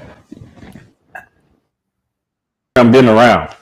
So this is our first year for this particular program, Cincinnati United, because it's a great need for it here in the city of Cincinnati. Nobody else wanted to step up and do it, so we decided to go ahead and do it. We had the means to go ahead and put together some things, had some great players coming up and everything. And recruitment is going to be at the top level of what we can actually do here in the city of Cincinnati. So I heard you say step up and do it. That means that you feel like there's a need for it to be in your area, and nobody wanted to put forth the effort and energy to do it. Tell me something about that, man. Like how do you feel about being the ones that say, okay, we're gonna put the energy towards these kids that need another avenue to go and accomplish and achieve their dreams? I feel great about doing that. We were at one. We were at another as another entity last year, and I felt the need to get into the league last year, but evidently everybody else didn't see it that way, and they didn't want to be a part. So I broke off and decided that we need this here in the city of Cincinnati. So I broke off, and so we can go ahead and start the program and get things rolling. All right. So this is your guys' inaugural season and your introduction to the National Post Grad Association. So I'm taking it that you felt like there was some type of benefit to this association for you guys. Yes. It's an opportunity for the guys to play more football, competitive football, and to be able to go to a postseason and fight for a possible national championship. Right. And that's what.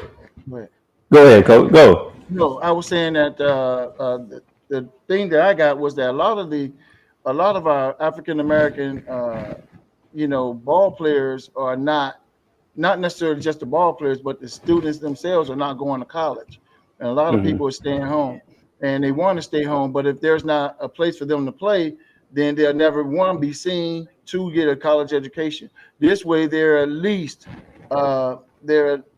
ensured a post-grad education of 2 years.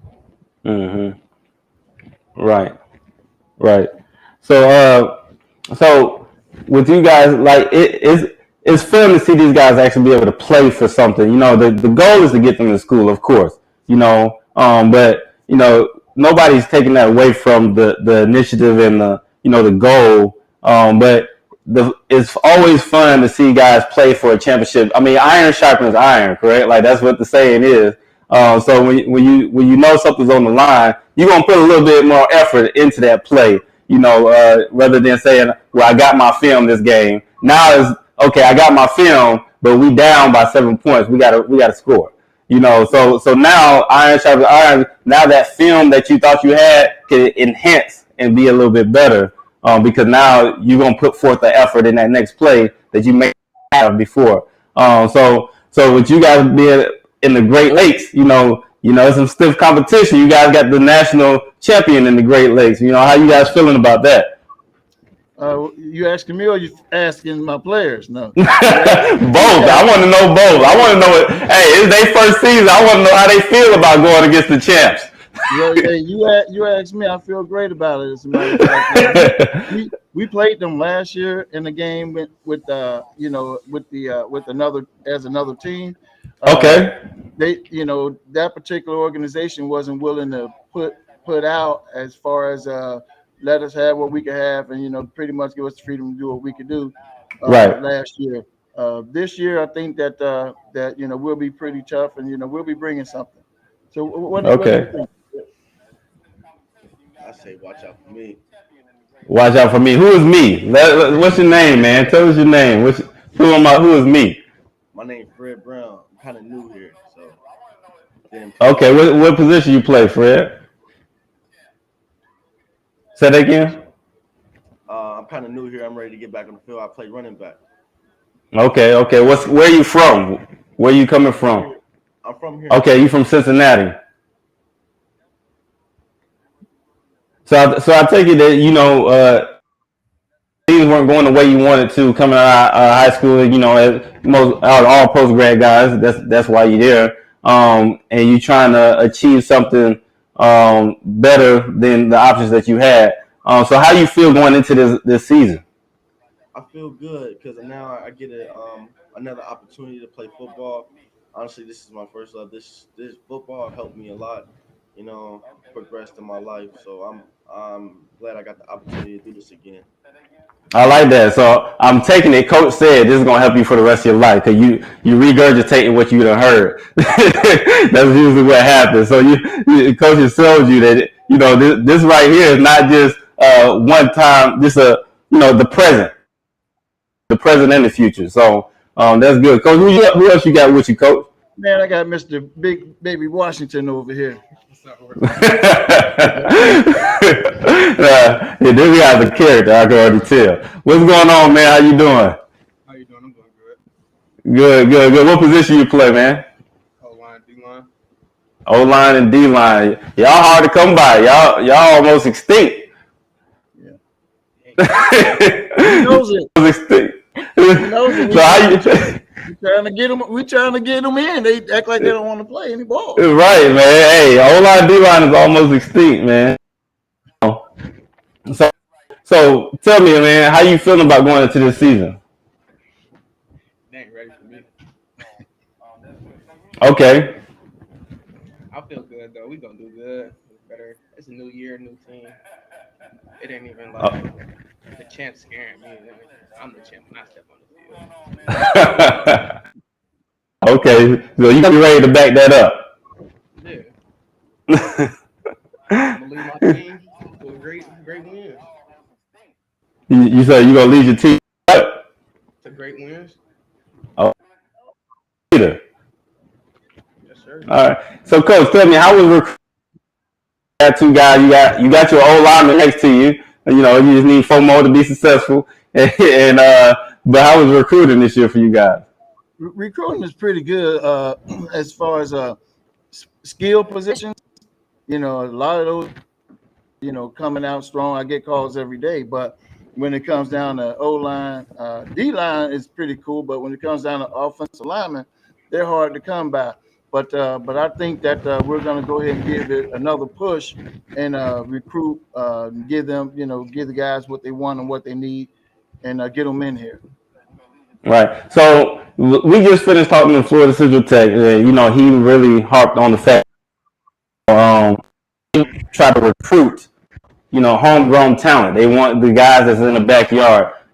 It sounds like that's kind of what you guys are going towards too. You want the guys that are in your backyard. Of course, you're going to recruit nationally, but the guys that are in your backyard, those guys are vital to your program and what you guys are trying to accomplish there. And the reason, because you said earlier, no do it.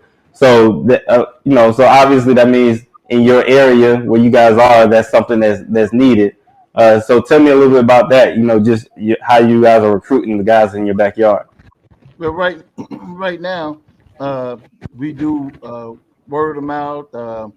We do a little social media. We do some social media. We're going to step that up a little bit more.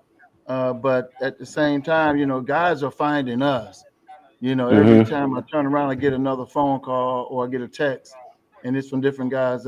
We've reached out to as far as Columbus this year. We tried to just stay home this year, but I think we're going to get quite a few guys from the Columbus area as well.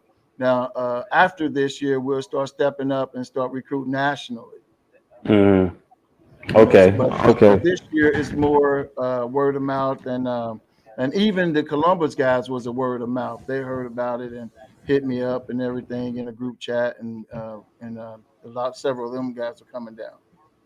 Right, got you. Got you, man. So like I tell everybody, you guys on, do a little bit of one-on-one talking, with you, and maybe these guys, you might have a new leader step up later on in the season, and just get to know you guys a little bit more. So hopefully we can be able to do that. But we appreciate you giving us this afternoon, this Saturday. I don't know how it is in Cincinnati, but I'm here in Florida. It's always sunny. I know, right? It's sunny Florida, baby. We don't have no orange. We don't have oranges here. But the weather is not too bad right now. Nah, I know It right get now hot it's and not. sticky here, baby. I hear you. It's about time for it to rain. It's about rain o'clock here. So, What's it? so About the rainy season, huh? yeah. So, but again, I appreciate you for. Thank you. Good Thank luck with you. your I really season. appreciate you, man. All right, thanks. Bye. This afternoon, this Saturday. I don't know how it is in Cincinnati, but I'm here in Florida.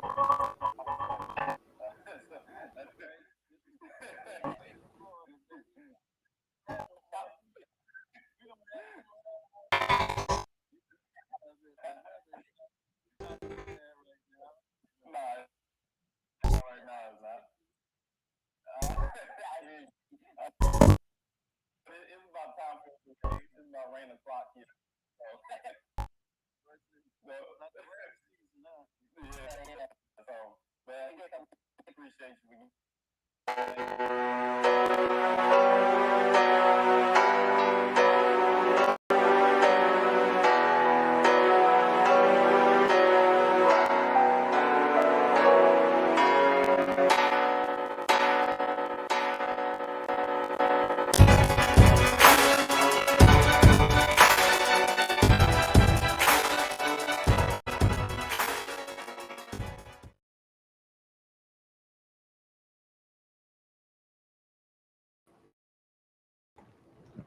Coming up next, we have Flight Academy. We have Flight Academy coming up next. National Post Grad Association coming up next. Flight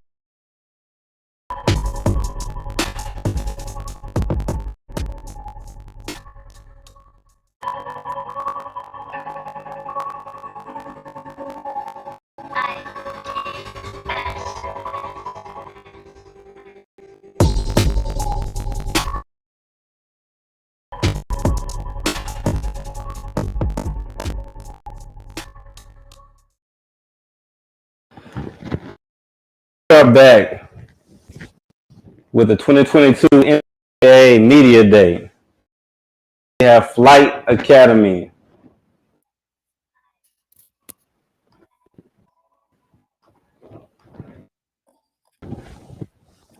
Tell me a little bit. Everything's not going perfect in Media Day, but what does Media Day mean for the Npgaa? It's huge. I mean, everything's not perfect in life. As we continue to, add a different platform for post grad within itself. With time, everything gets better. So as we continue to learn this system and learn what we need to do on the post grad level. With the 2022 Npgaa Media Day, Flight Academy. We're just trying to get Flight on.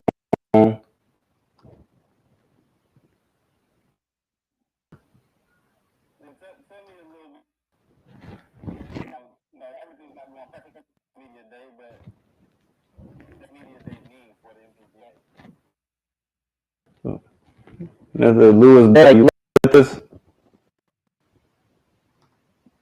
Yes, sir. I'm here. Trying to get Mr. Black. You can hear me. We hear you just fine. Just waiting for Mr. Black. Lewis, can you take that on?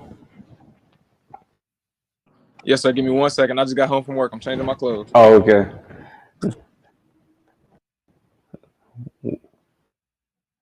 Man, Got to do something so I can get back on the field 100%.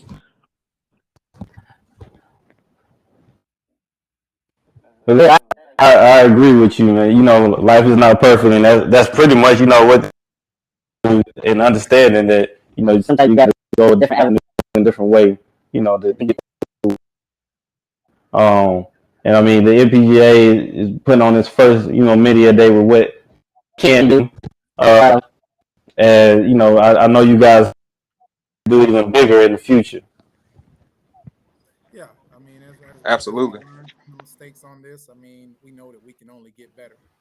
It's a gradual step in the proper direction. We don't operate off a big time corporate budget, so we make it work the best way we can. Right. Mr. Black, you just need to turn right now. There we go. Coach Black, how you doing? Okay, I bet I can hear you, boss.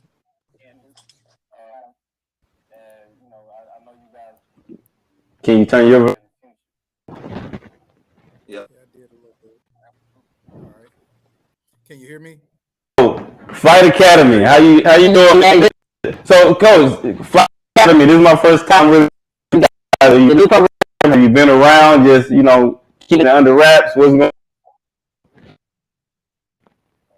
New program founded by Chris Wright. Chris Wright played for UD and had some stints in the NBA and played basketball overseas professionally. Okay.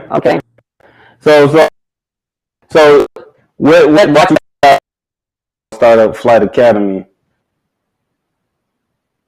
Because of, with all the kids, when COVID hit, the transfer portal became college's best friend. So we had a lot of kids in the area that needed their shot but wasn't getting it. So, Chris decided, he started with the post grad basketball and he wanted to roll it over into football. Okay. So where are you guys located?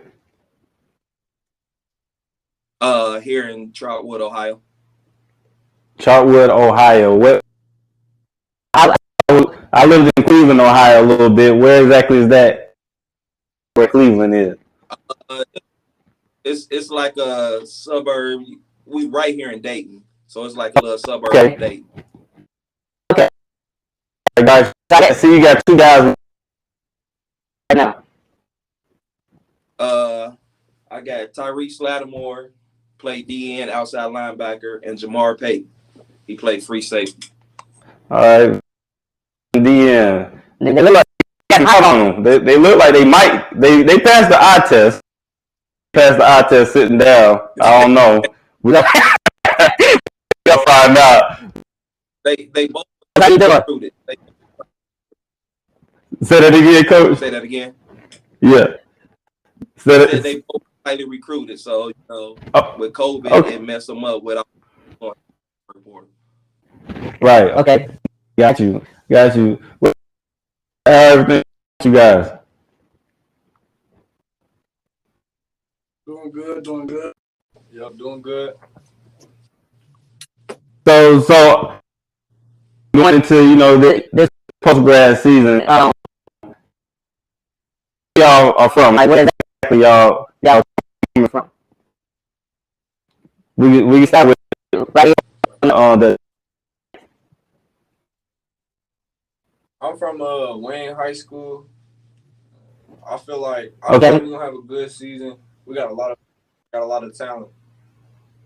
And just needed a bigger chance, like a bigger stage to they got. So where's Wayne High School at? Where's that location? Huber Heights, Ohio. Okay, Huber Heights. And Huber Heights, I believe I heard. Who we got? Okay, I believe I heard of Huber Heights. So, Coach said you are highly recruited. What does he mean?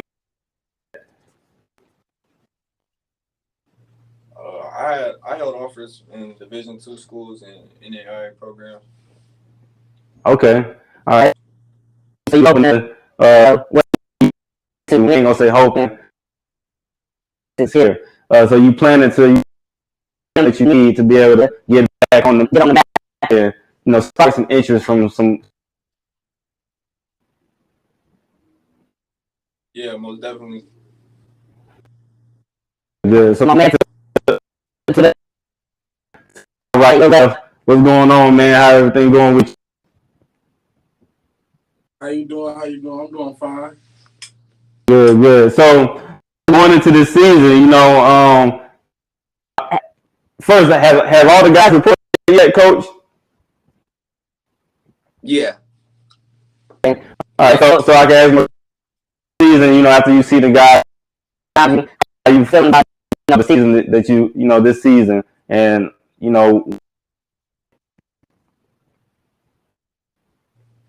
Oh, I feel real good. I think my expectations is always high, no matter where I've ever coached at. It's always been high.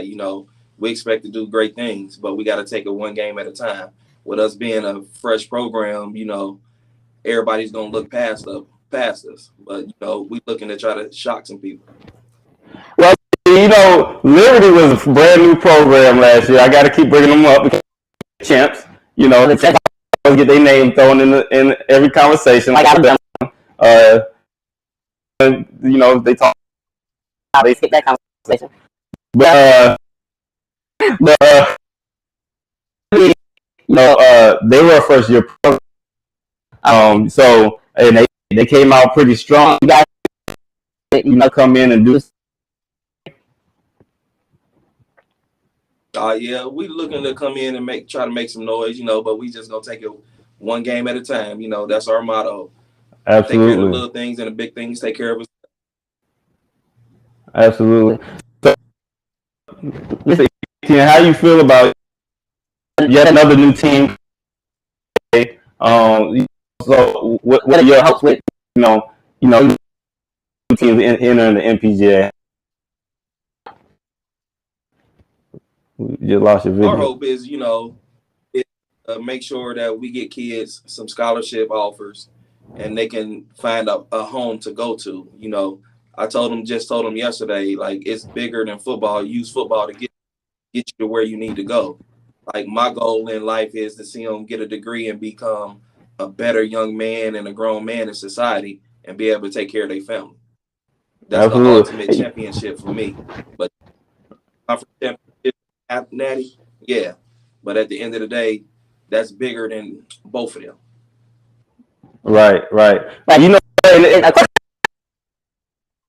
what aspiring to be? You know, of course, your aspirations are to play football on the next level. But have you thought about something? What kind of course you want to go into? The inner. Who, me? Dion. So I said. Dion, that's me. Okay. Still learning the name behind you. The young man behind you. Oh.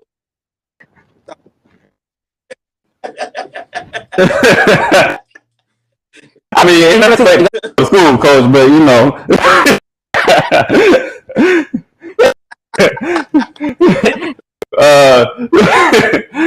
So tell me, what's a major that you're thinking? I want to major in sports medicine. Okay. Oh, we lost the video. Okay.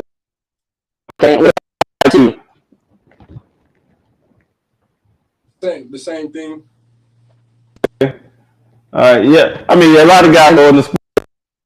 It keeps you close to the game. Keep you close to what you actually, you know, like that.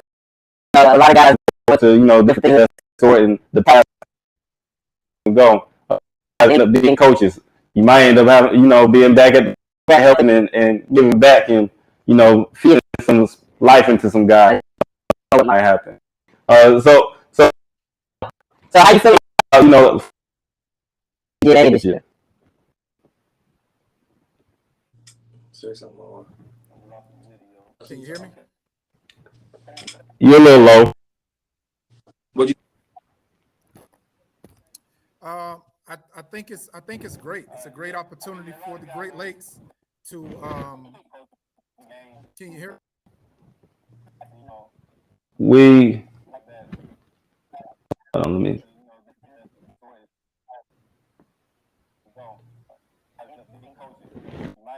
Hold on 1 second.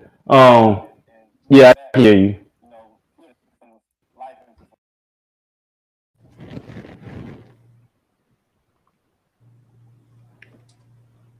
Kind of lost you guys.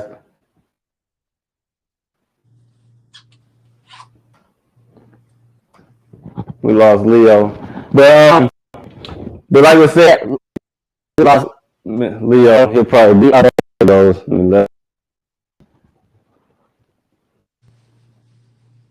So yeah, you're low, but we can hear you. I think it's a great opportunity for them. I mean, it gives the Great Lakes a chance to actually, create a post-grad presence. I mean, for so long, the south part of the country has dominated post-grad football. When we started our program 8 years ago, it was only 2 post-grad programs. Now, here 8 years later, you're looking at about 10 post-grad football programs here in the state of Florida.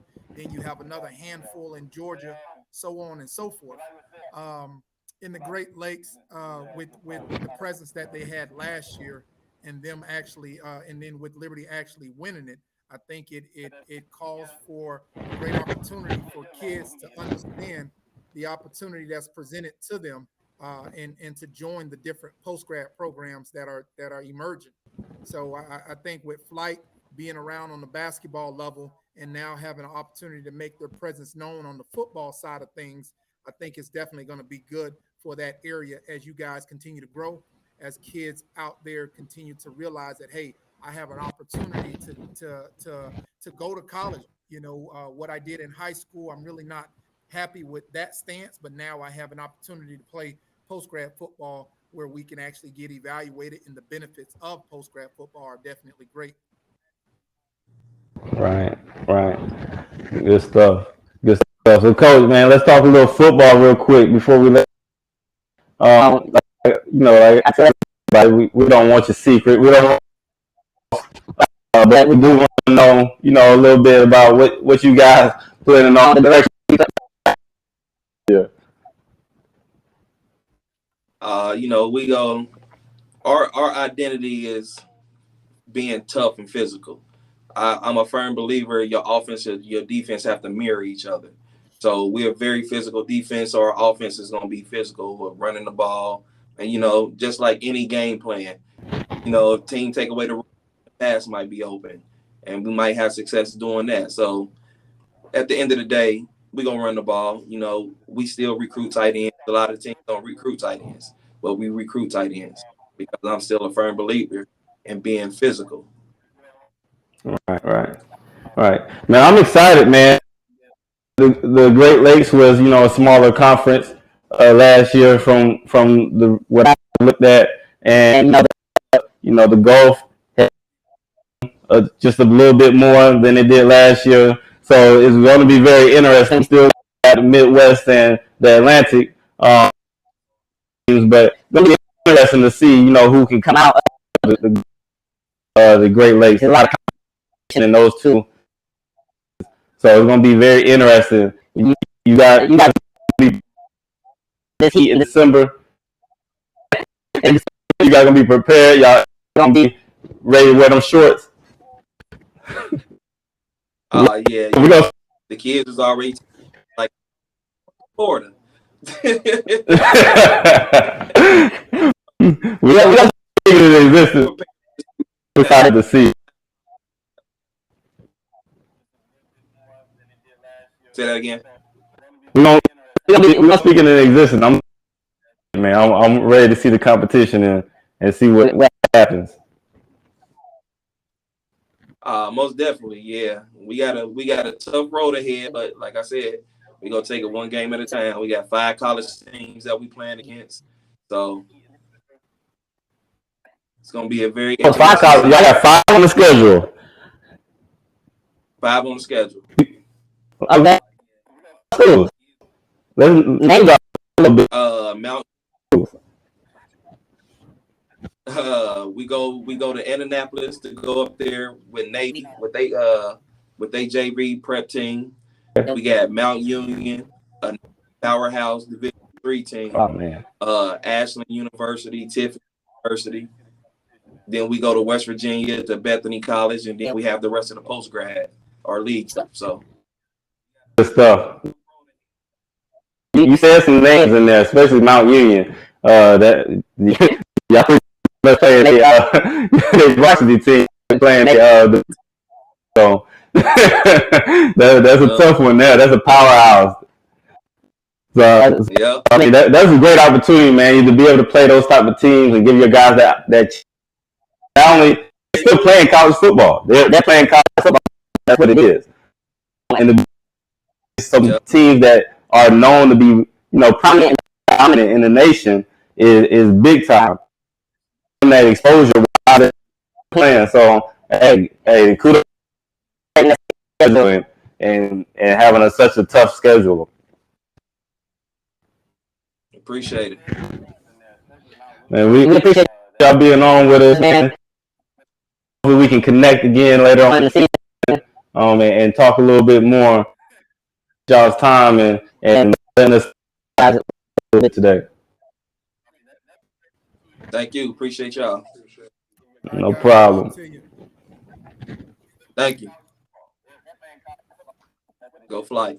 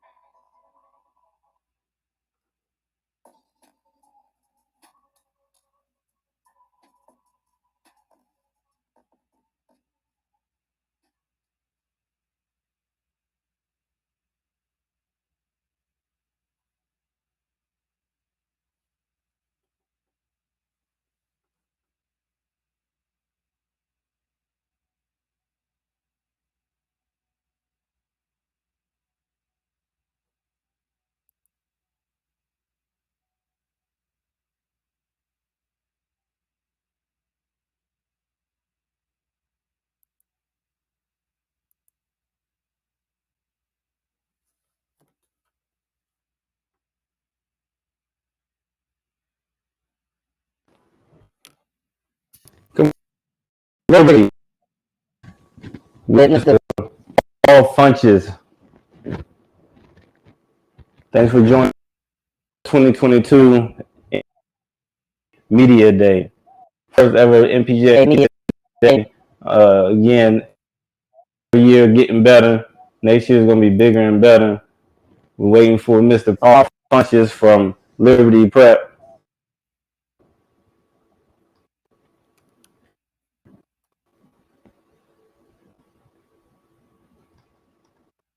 Coach Fun.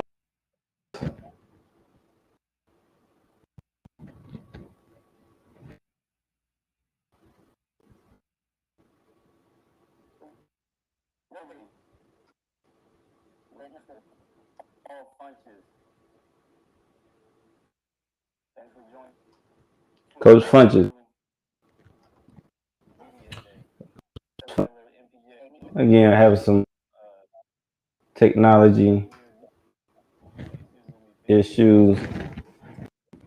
I think they're in the waiting room. They're in the waiting room. Let's see how. Waiting for us.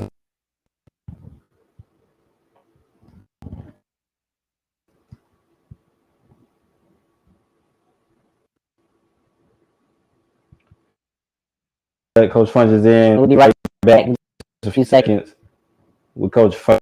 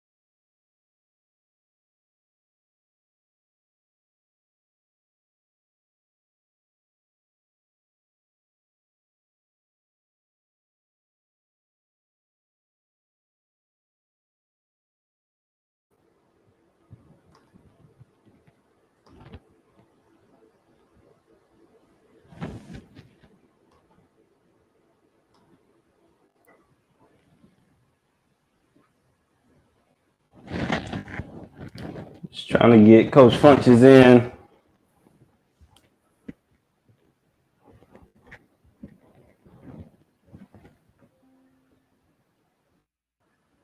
Been a long day. Talked to a lot of coaches today.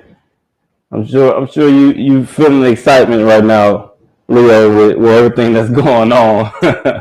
we thought, I didn't realize there was so many coaches teams in the NPGA, but today proving that there's quite a few.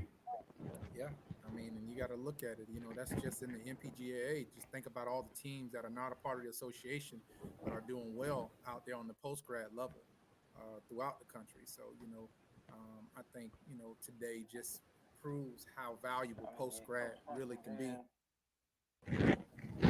Right.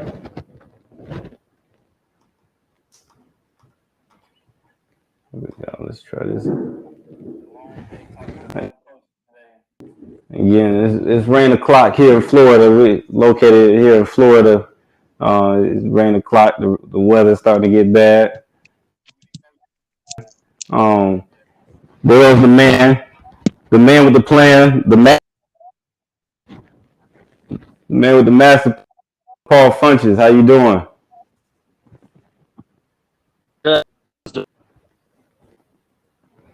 Pretty good.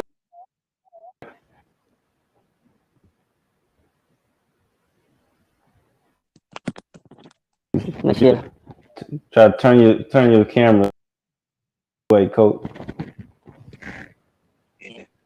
There we go. Got some technical things going on out here. Hey, that's how it is. That's technology for you. But we're gonna keep on rocking and keep it moving. Like I said earlier, post grad. That's what post grad is. You keep on pushing with what you got.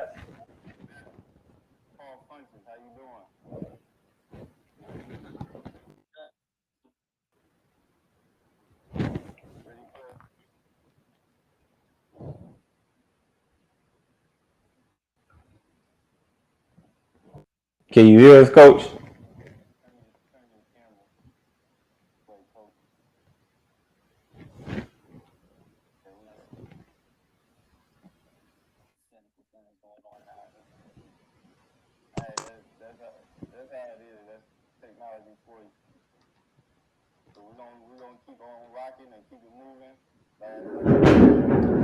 Oh, the weather is coming.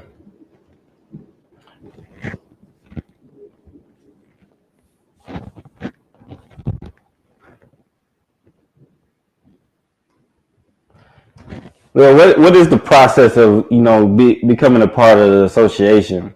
What steps do teams have to take to be able to be a part of this association and join one of the member conferences? Well, first off, obviously having a strong platform and foundation for their program. We have a couple different criterias that that we look at whenever it comes for a team to join. All of the programs within the association, kids have to be taking at least 2 college courses that's going to help towards their academic advancement. So with doing that, also we have an age limit within our association that we try to meet for each team that's joining as well, and then just the eagerness to want to develop the kids so that they can help them grow not only on the athletic field but also in the classroom and in life. So those are a couple of factors that we look at when it comes to joining the program. There's no 2 post-grad programs that are alike. Every post-grad program is different. The criterias are different, but as long as the teams are abiding by the rules that we have in place for acceptance, then we take a strong look at that and try to help better guide each program that is looking to join the association so that we can make sure that it's a proper fit. Right, got you. I mean, and so I mean, pretty much you guys, MPGA, you know, the goal is just to create a solid network of teams that that pretty that has rules and guidelines, so that these young men have somewhere to go and their parents feel safe that they're there, so that they can try to reach their dream and make it to that next level and continue on their journey. Exactly. Whenever we talk to college coaches about post grad itself, because post grad is continuing to be fairly new, especially on the football side of things. And the misconception is the academic component. But I think if a college program looks into our association and they see a team that's in the association that has been accepted, at least they know the criteria to actually be able to be joined and accepted into the association. Right. So we have Coach on as while we wait for Liberty. We gotta speak with Liberty. We're gonna go ahead and let Coach Sean in and talk with Coach Sean a little bit. Coach, how you doing? I'm doing great, man. How you doing? Good. So, Coach, tell us a little bit about you guys' organization. Coach, turn your camera. Turn your phone. Turn your camera. This way. No, you gotta turn it up. The camera up. The camera up. There we go. Let's get. That's when it's Yeah, out. we getting it, man. Hey, it's all a learning. I know.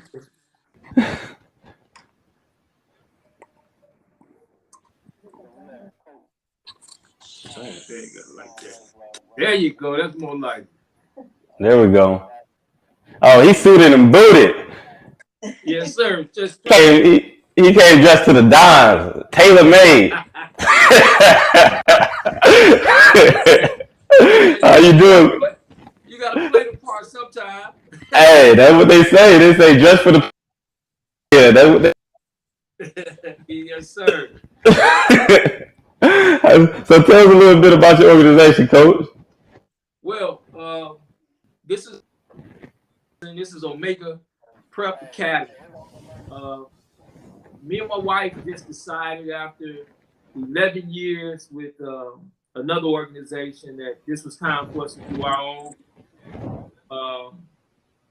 So basically, in January, I resigned from the other organization, and me and my wife just took on this responsibility, man. I have been helping young people for so long, man, and this was a time for me just to do it on my own, be able to work at it, and what we were actually still doing, committed to these young people, giving them that second chance. Right. And it's going well. It really is. It's really going well. But I had a lot of learning. I had 11 years of learning, and so this is definitely going well. We have 40 young men, and we still we just started. We just brought them in on Sunday, and they all are doing well. So that's how it went. Cause I feel like you pretty seasoned. I mean, I feel like you've seen some things, done some things, man. I don't want to get too much into just your background, but we'll come later for that. Another day I have to get you back on because I feel like it's some things I can learn. I'm always ready to learn. Just a bit about your coaching background and history, man, and how you got into this thing and helping change these guys' life.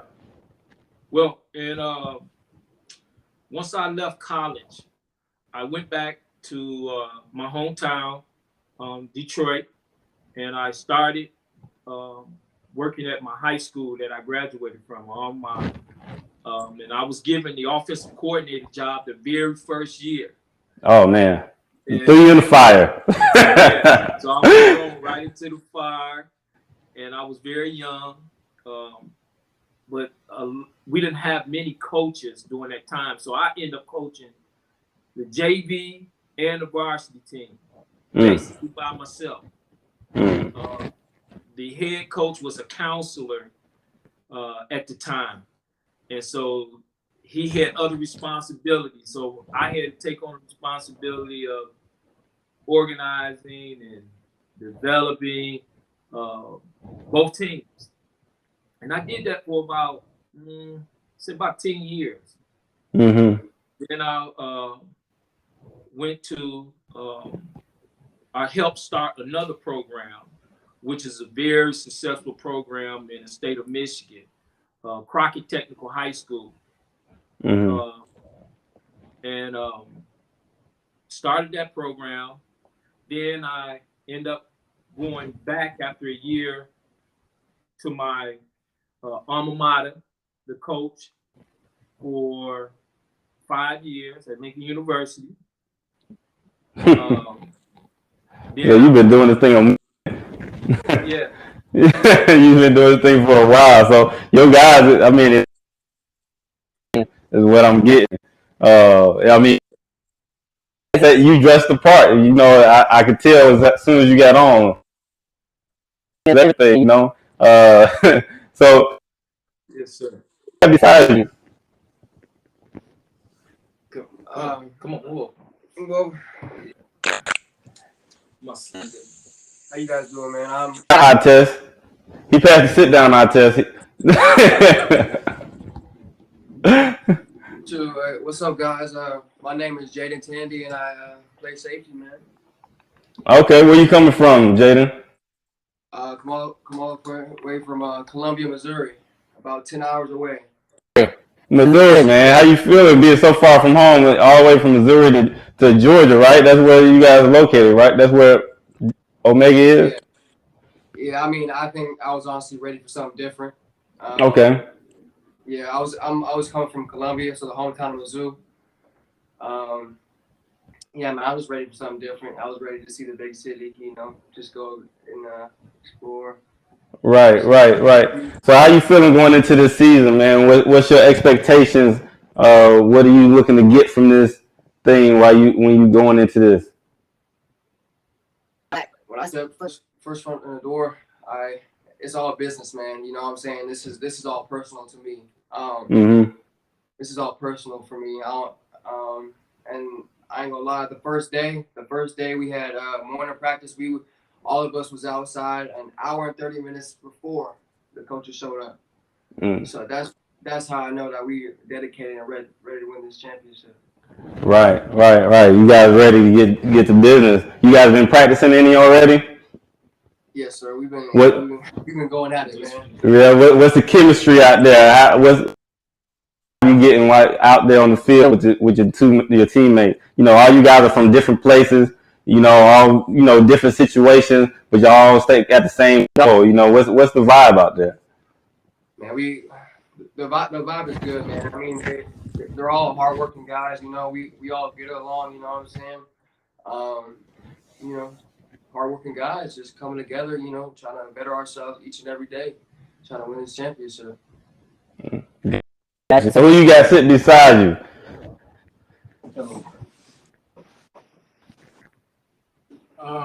I'm Brian St. I'm a wide receiver from Saco, Maine. Okay. All right, man. Look like you did some push. Y'all turn the camera on. I see you. Yeah, we just had a morning workout, so we just came from that. Okay. I got you. Where are you from again? Say that again.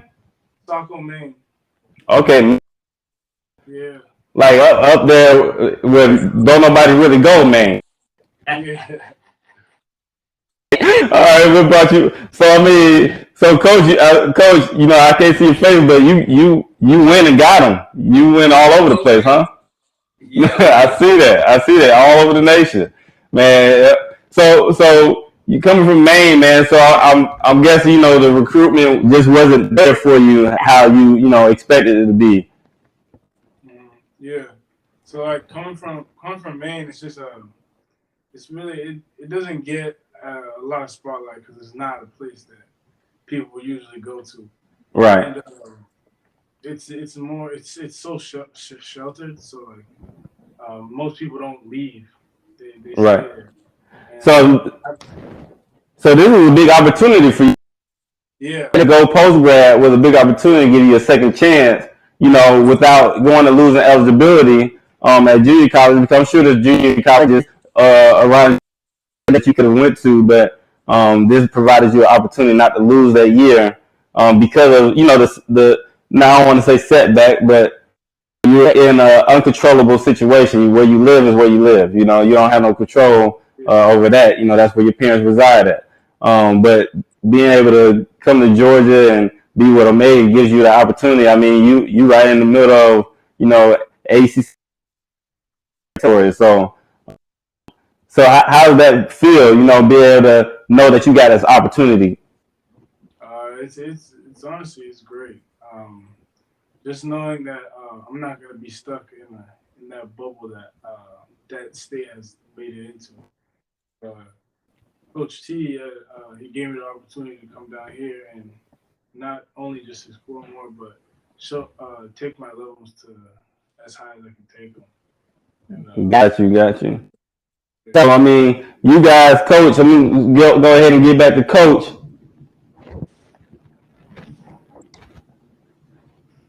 Yes, sir. So, coach, this is your inaugural season, correct? Yes, this is. So how does it feel, man, coming into your inaugural season? You guys joined the NPGA. I mean, it's some good competition. I mean, the end game is to get these guys in college, of course. But, you know, everybody wants to win. Everybody wants that competition. You know, going into this competitive atmosphere. Well, you always, as an athlete, I was an athlete first now. I may not look like it, but I was an athlete first. So you always have that competitive drive.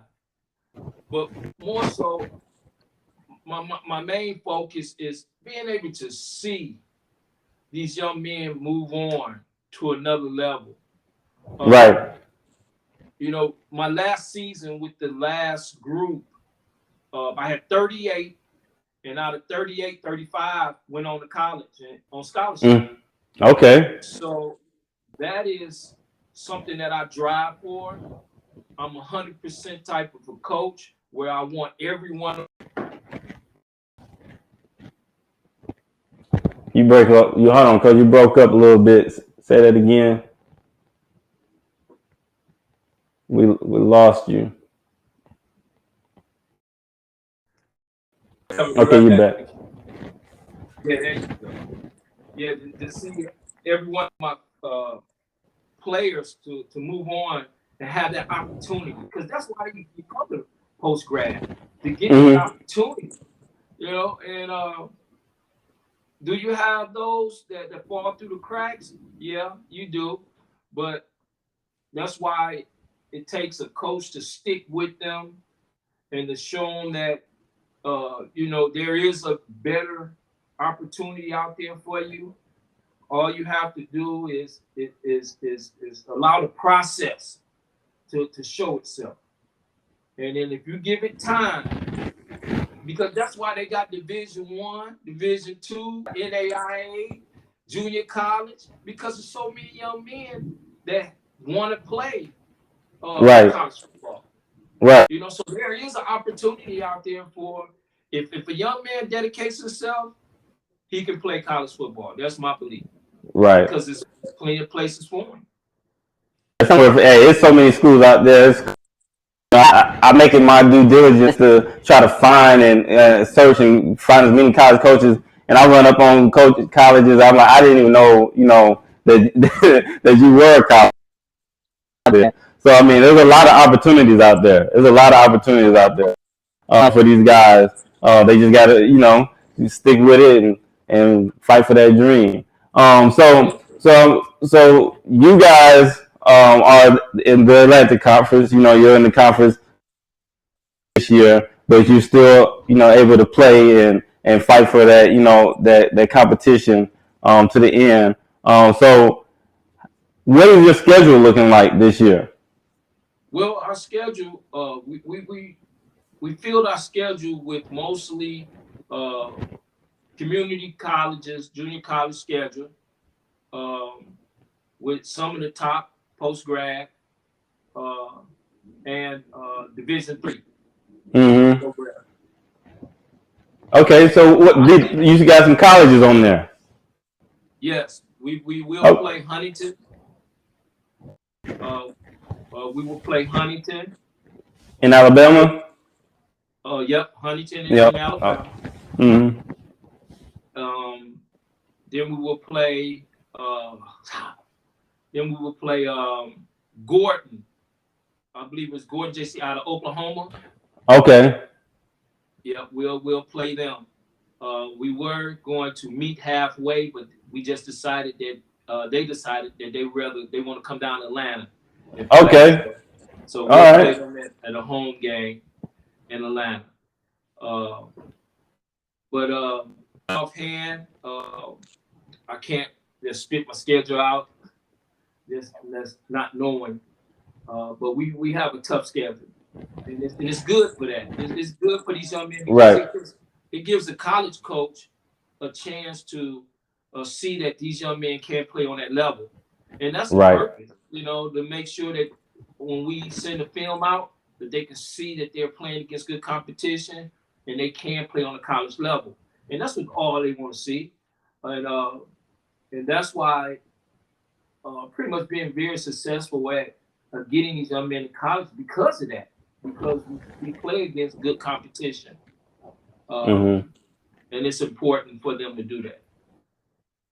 Coach, I mean, because hopefully I can catch up with you, talk some more, and see how things going. Catch up with these two guys, see how they feeling about the season, and see if anybody caught on yet, any college coaches caught on yet, and go ahead and pull that trigger. But we definitely appreciate you for getting on with us today, and sharing a little bit with us about your program. That's what this thing is all about. Just a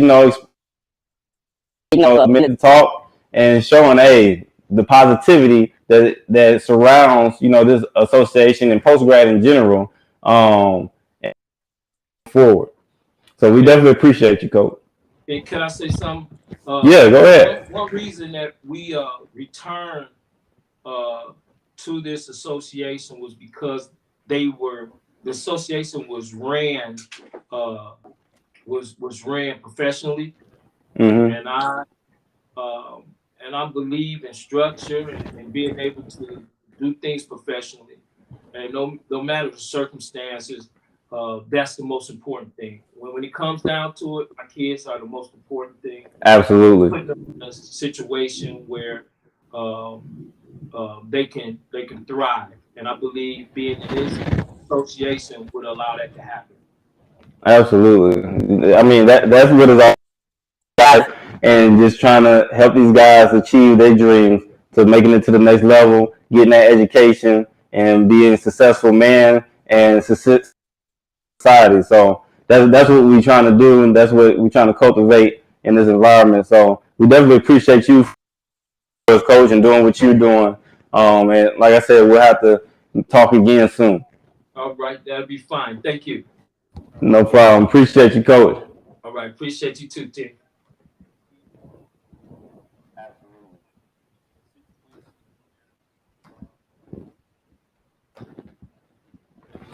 So we have Liberty lobby waiting to get in. We're gonna let Liberty in. Hopefully, we had a little bit of technical difficulties earlier. Let's see if we can get the champs on.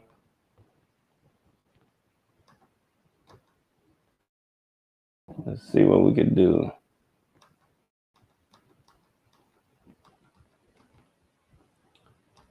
We'll be right in a moment.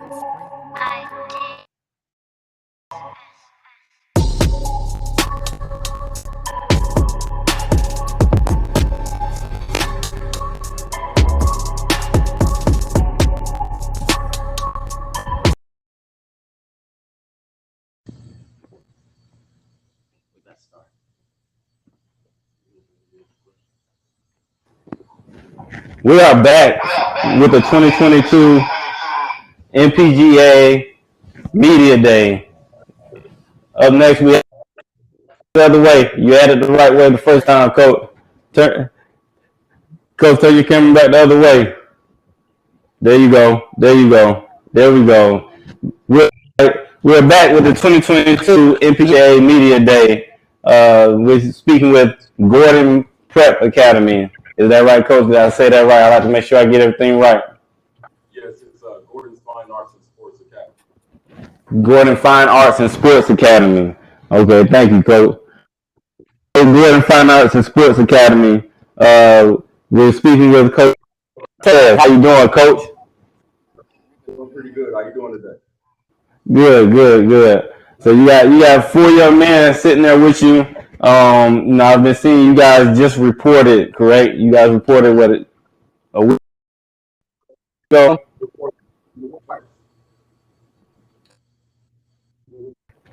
Reported in August 1st. Okay, August 1st. So who you got with you, Coach? Let me hear some names. Raise your hand after you say the name. Okay, I'm going to introduce my offensive coordinator, Tobias Nance, here, and I'm going to let the players introduce themselves. Garden.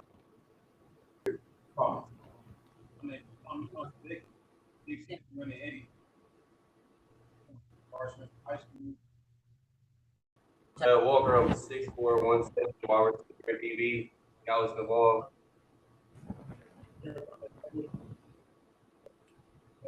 Speak up. Everybody was loud. Speak up, man. We can't hear you. High School, 195 running back. Okay. Got you. So, Coach, where you got? We're here in Oklahoma City, Oklahoma campus, Triple C, just off of 240 and Main. Okay. How long has your program been around? This will be our third season. Third season. I guess you guys got big aspirations for your third season. Usually this third season is the pinnacle. Yeah, we're looking to do some big things this year. We brought in some big talent, some more big guys. We're looking to make it. Okay, so you got yourself up there in the Midwest, far from everybody, man. What is your season looking like as far as schedule wise go? As far as schedule wise going, we'll see Mississippi. We're looking forward to that. We'll see Cisco College. We'll see some D1, some D2, some D3s, and some JUCOs around our schedule. We'll do some travel in Florida. It's going to be along with Tennessee. So we plan to travel extensively this year. Okay. I mean, that's a big opportunity for these guys to be able to travel and get that college feel, and be able to transition that into whichever that they go to. You guys are trying to help them out in that aspect so they can prepare. I know I've shared your schedule. I got a hold of your schedule. No, I was like, that's a college schedule right there. You know. We try to keep the guys on a pretty tight regimen. College football is not a lot of downtime to be, so we try to keep pretty busy. Strict regimen. So when you guys tell me, how does it feel waking up at 5 a.m. to work out? You gotta adjust. Just gotta work for a better life. You win. Right. Is this something new? Are you used to doing that, having to wake up at this time? I mean, coming from high school, are you wake up that early to hit the weight room? It's a new tradition. Yeah, I mean, I'm used to waking up early, but not that early. But I mean, gotta get used to it so you can make it. Right. Got you. So what's been the chemistry so far? You guys been 6 days.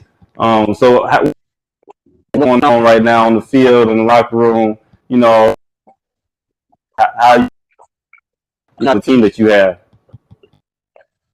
mean, since the minute I stepped in there, everybody treated me like family. I mean, I feel like a brotherhood. I mean, from coaches to the players, everybody's just tight. So I feel like we're gonna do great things this season. I mean, even though we all got everybody here right now, we're gonna do something great. We only here in 6 days. I feel like I know. Say that again. We only here in 6 days. I feel like I know these guys. These my brothers. Right. So, Coach Cortez, so do you think some of the reason why they feel like that, you know, all these guys coming from these different places, you think that it, because of the end goal of what they're trying to achieve, automatically makes them come together and mesh better because they know where they came from and where they're trying to get to and what they're trying to do to get there? Yeah, I definitely believe that these young men, where they came from, definitely has a big deal to do with it, the work ethic that they're showing and what they're willing to put in to change their situations in their lives for the permanent. So that's our goal, success all the way around. Right. Got you. So I mean, so let's talk a little football. You got your like I tell everybody, I don't want the secret sauce. I just want to know, you know, I want to know what the flavor is. That's it. Spread. That's what we're looking forward to. We're trying to run up the score. Got you. So you guys gonna spread the field out quite a bit this season. We're definitely gonna be in the base spread. That's gonna definitely be our base, but we have a couple of big backs as you can see, and we want to definitely feed them as well. We definitely plan on. So how was recruiting? How was recruiting for, you know, you guys want speed? How has recruiting been towards, you know, the goal that you guys, what you're trying to accomplish on the field? Has recruiting been difficult this season? You know, I mean, I always ask that question in post grad. It's always a little difficult, but how has that been? I wouldn't say difficult. I would say that we approached our recruiting a little bit different this season because we were looking for elite players. Because we were looking for those players who not only had a desire but were willing to. And as you can see, 6'4", 6'3", 6'7". I mean, athletes that we want. We want those guys that are hungry. We want the guys who are ready to the next. Got you. Yeah, you guys y'all went and got all the hype you could find. So those guys out there, if you ain't got the hype, you know where it went. So Coach, tell me how you feel about these guys that are sitting next to you. They're going to bring to. I'm glad you asked that question. I'm pretty excited about our left tackle, our athlete, the work ethic that they put in. I can't press that enough. When you know you got dogs, you can't have a big site. And we Got you, Coach. Man, we ran a little bit behind today, Coach. Definitely have to catch up with you again later on this season. Definitely want to chop it up and just get a little bit more insight and bring these guys with you so we can talk some more and find out, you know, where you guys stand. Thank you for your time. I know you guys are an hour behind. Y'all still got some grinding to do. It's midday for us here in Florida, but y'all got a long day. not a problem. We appreciate it. No problem. Appreciate you, Coach, again. We'll talk again soon. All right, appreciate it. See you guys soon.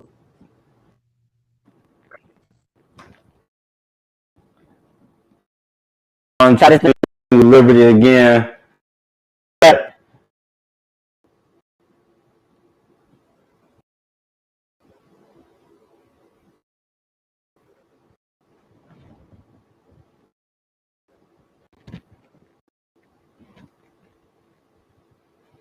We almost got.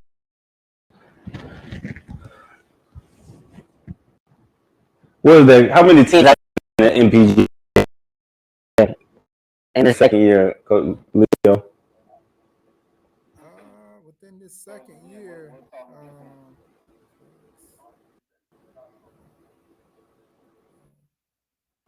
we got about 15. This is year number 2. Do you have last year? How many teams are you up from last year with it being at 15 in the second year? Right. I don't remember right off the top of the head, but I mean we're up a little. I think the quality of the programs in this second year is a little better. The first year programs from last year kind of fell off, but they went back to regrouping. But I think this year number 2, the quality of the programs and programs who have been around and got about 3 years up under the belt, you know what I mean, is a little better. Man, like I said earlier, there's so many teams, and next year hopefully we can host be present at Npgaa Media Day and get to see all these guys in person. But man, it looks like United States pretty well, going from Oklahoma all the way to Cincinnati, back down here to Florida, and then you got kids coming from all over the nation, from Maine and Oklahoma. I mean, every state is pretty much covered within the association and these member teams, and it's the same nation getting kids from all over. How do you feel like that shows the importance of these kids? I mean, it's growing. It's growing. It's allowing kids to understand that there's an opportunity for them. If they miss the boat the first go round, and kids come to post grad for many different reasons. One could be GPA issues. Another one could be test score issues. Some kids are fine academically. They just need a little bit more exposure and development as they grow. So I think as we continue to stay the course and do what we're supposed to do as an association and continue to promote our association programs, it's just going to continue to get bigger and bigger. And now parents can really look into the association to see what teams are a part of the association, and possibly look at those teams within their region to say, hey, I want my kid to look into these particular schools because these schools right here are attached to this association that's been around and that's been doing things the right way. Got you. So we still prep season of the Npgaa program. A lot of times we hear guys talk about the new programs, this and this, that. Here's a program out and compete with in their first. And what does that say for this? What does that speak to the rest of the nation? Well, it speaks volumes. I remember when Coach Funches had reached out to us about possibly wanting to join. Our social media director sent me a message letting me know that, hey, we have a team out of Indiana that's looking to join. And I reached out to Coach, and we had a pretty extensive conversation. And, we pretty much mentored them throughout the way, letting them know the do's and the don'ts, the things that work and the things that don't work. And he stayed the course. He bought into what the association was all about, and did things the right way, and it led him to the top of the charts. So just like with any program, what I mean, it's a dream come true to establish a vision and really work hard at accomplishing the goals that they had set out before the season even much started. His players bought in, and it was a beautiful thing to see all those guys come down and to see Marion, Indiana represented well, down here in Florida for the national championship. And like I stated earlier, these schools are coming from the nation, excuse me. The NBA is reaching out to the nation and say, hey, there's an organization we're trying to do things the right way. And with that said, these teams are traveling national championship to Florida. How does that feel, knowing that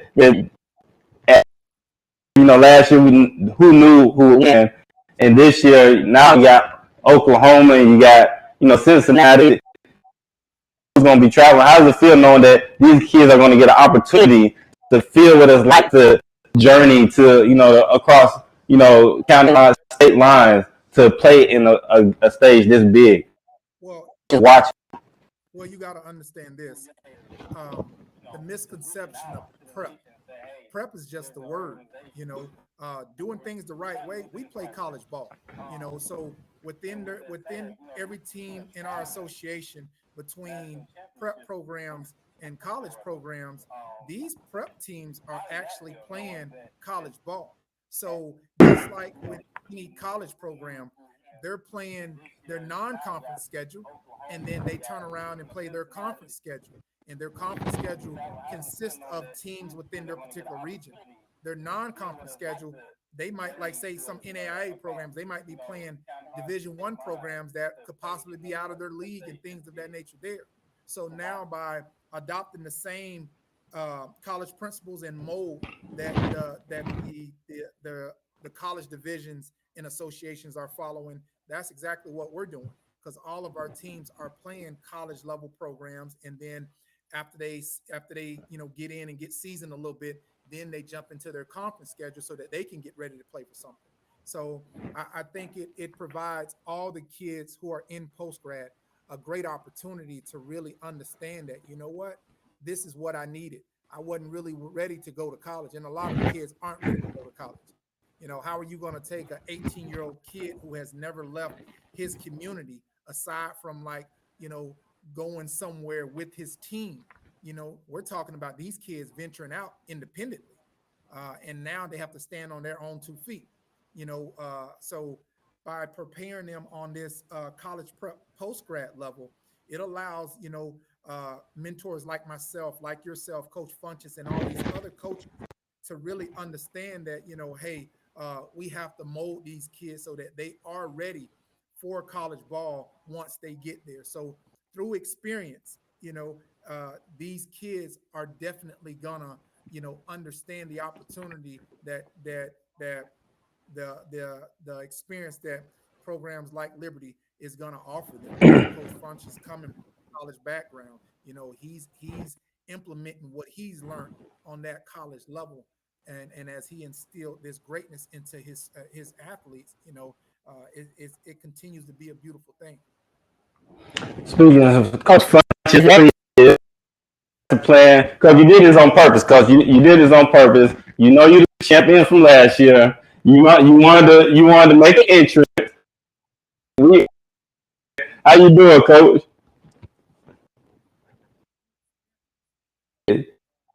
Your volume, Coach.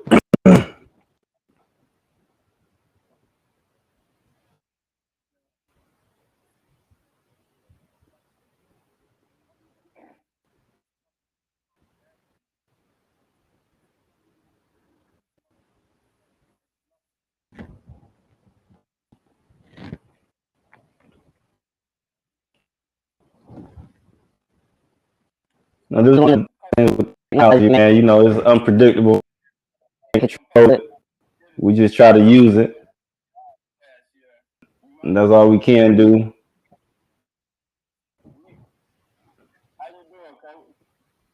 Good, good. Now we're hearing you. You're low, but we hear you now.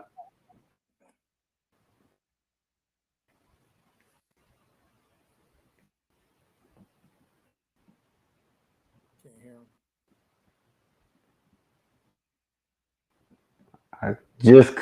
I could hear him just a second ago.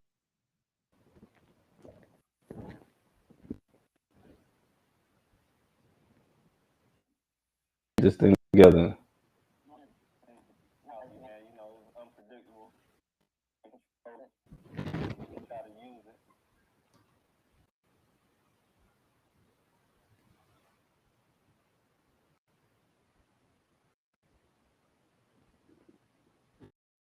We got the video together. We just gotta get the audio on so we can get a conversation going.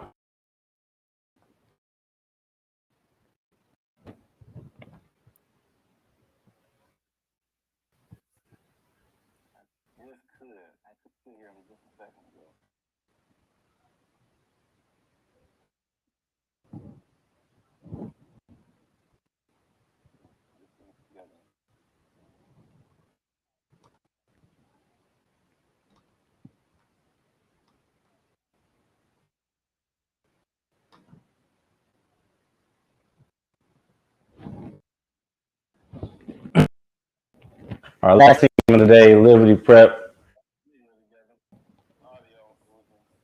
Up in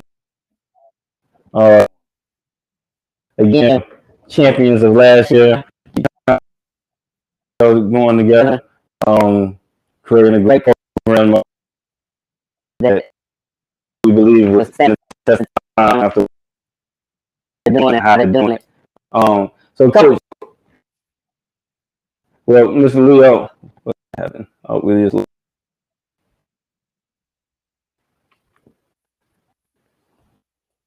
get them back. Get them back on.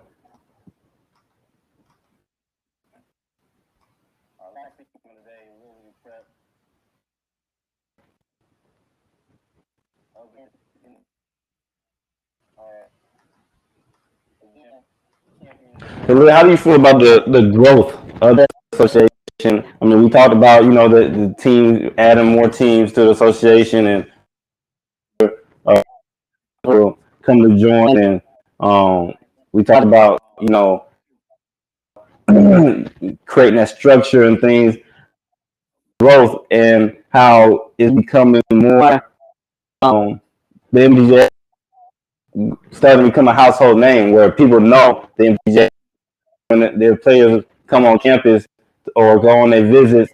They say, "Hey," and how you feel about that aspect of it, knowing that, you know, these kids are now and their parents are now saying, "Okay, this program is legit. They're part of MPGA." I mean, I like the direction that we're headed in.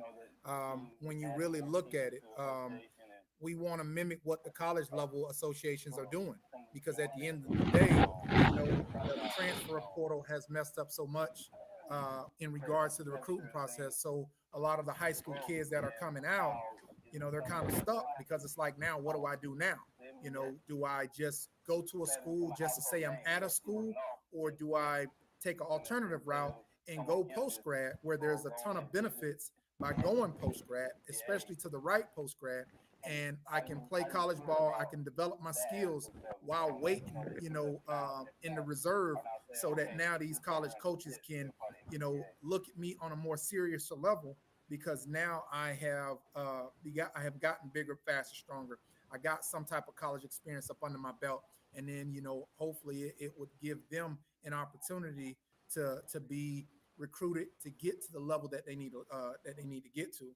So I think with, you know, doing it that way and just providing these new post grad programs that are emerging, an opportunity to be a part of something great, and understand that there's structure, there's rules, there's bylaws and things of that nature there within this association that aligns with what they're doing on the college level. I think that gives us a great opportunity to continue to expand, whether we expand by one team each year, whether we expand by several teams each year. But at the end of the day, I think there's room with all of our conferences within the association to grow, as well as we've had other conferences outside of the association that have looked to join the association as an independent conference.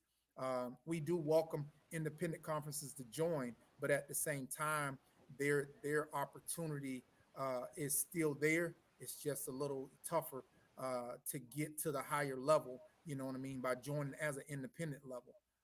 But you know, there's many different things that we work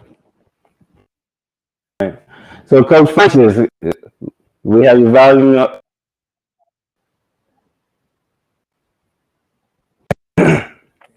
The video is crystal clear. The audio is not.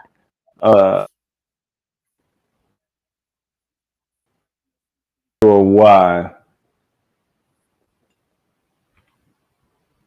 If you can go out and make sure you click using your, let's try making sure that you click that you're using your device's microphone. That might help, Coach. Let's see, we're gonna click you out and try this again. If we can't get all day, we talked to a lot of guys since early this morning. We'll definitely have to bring them back and do a one-on-one to at least give them that.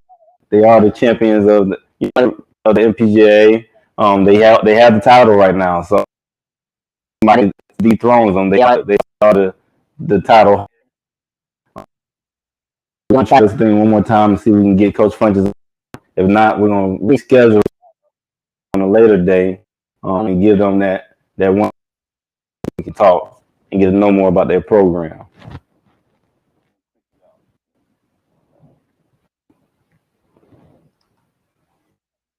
Back in just a second. Let us try to get Coach Funches on.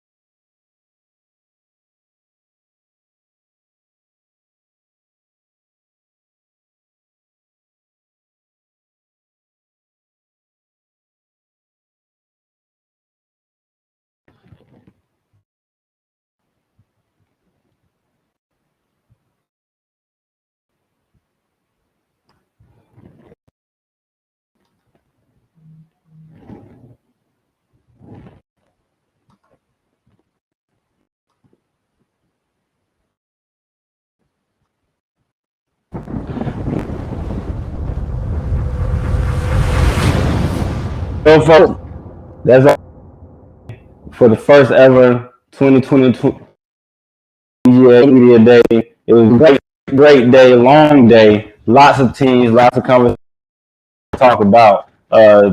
So I mean, it was good stuff.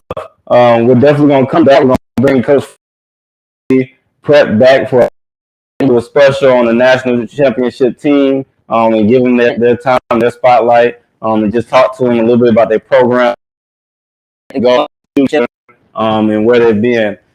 So, thanks for tuning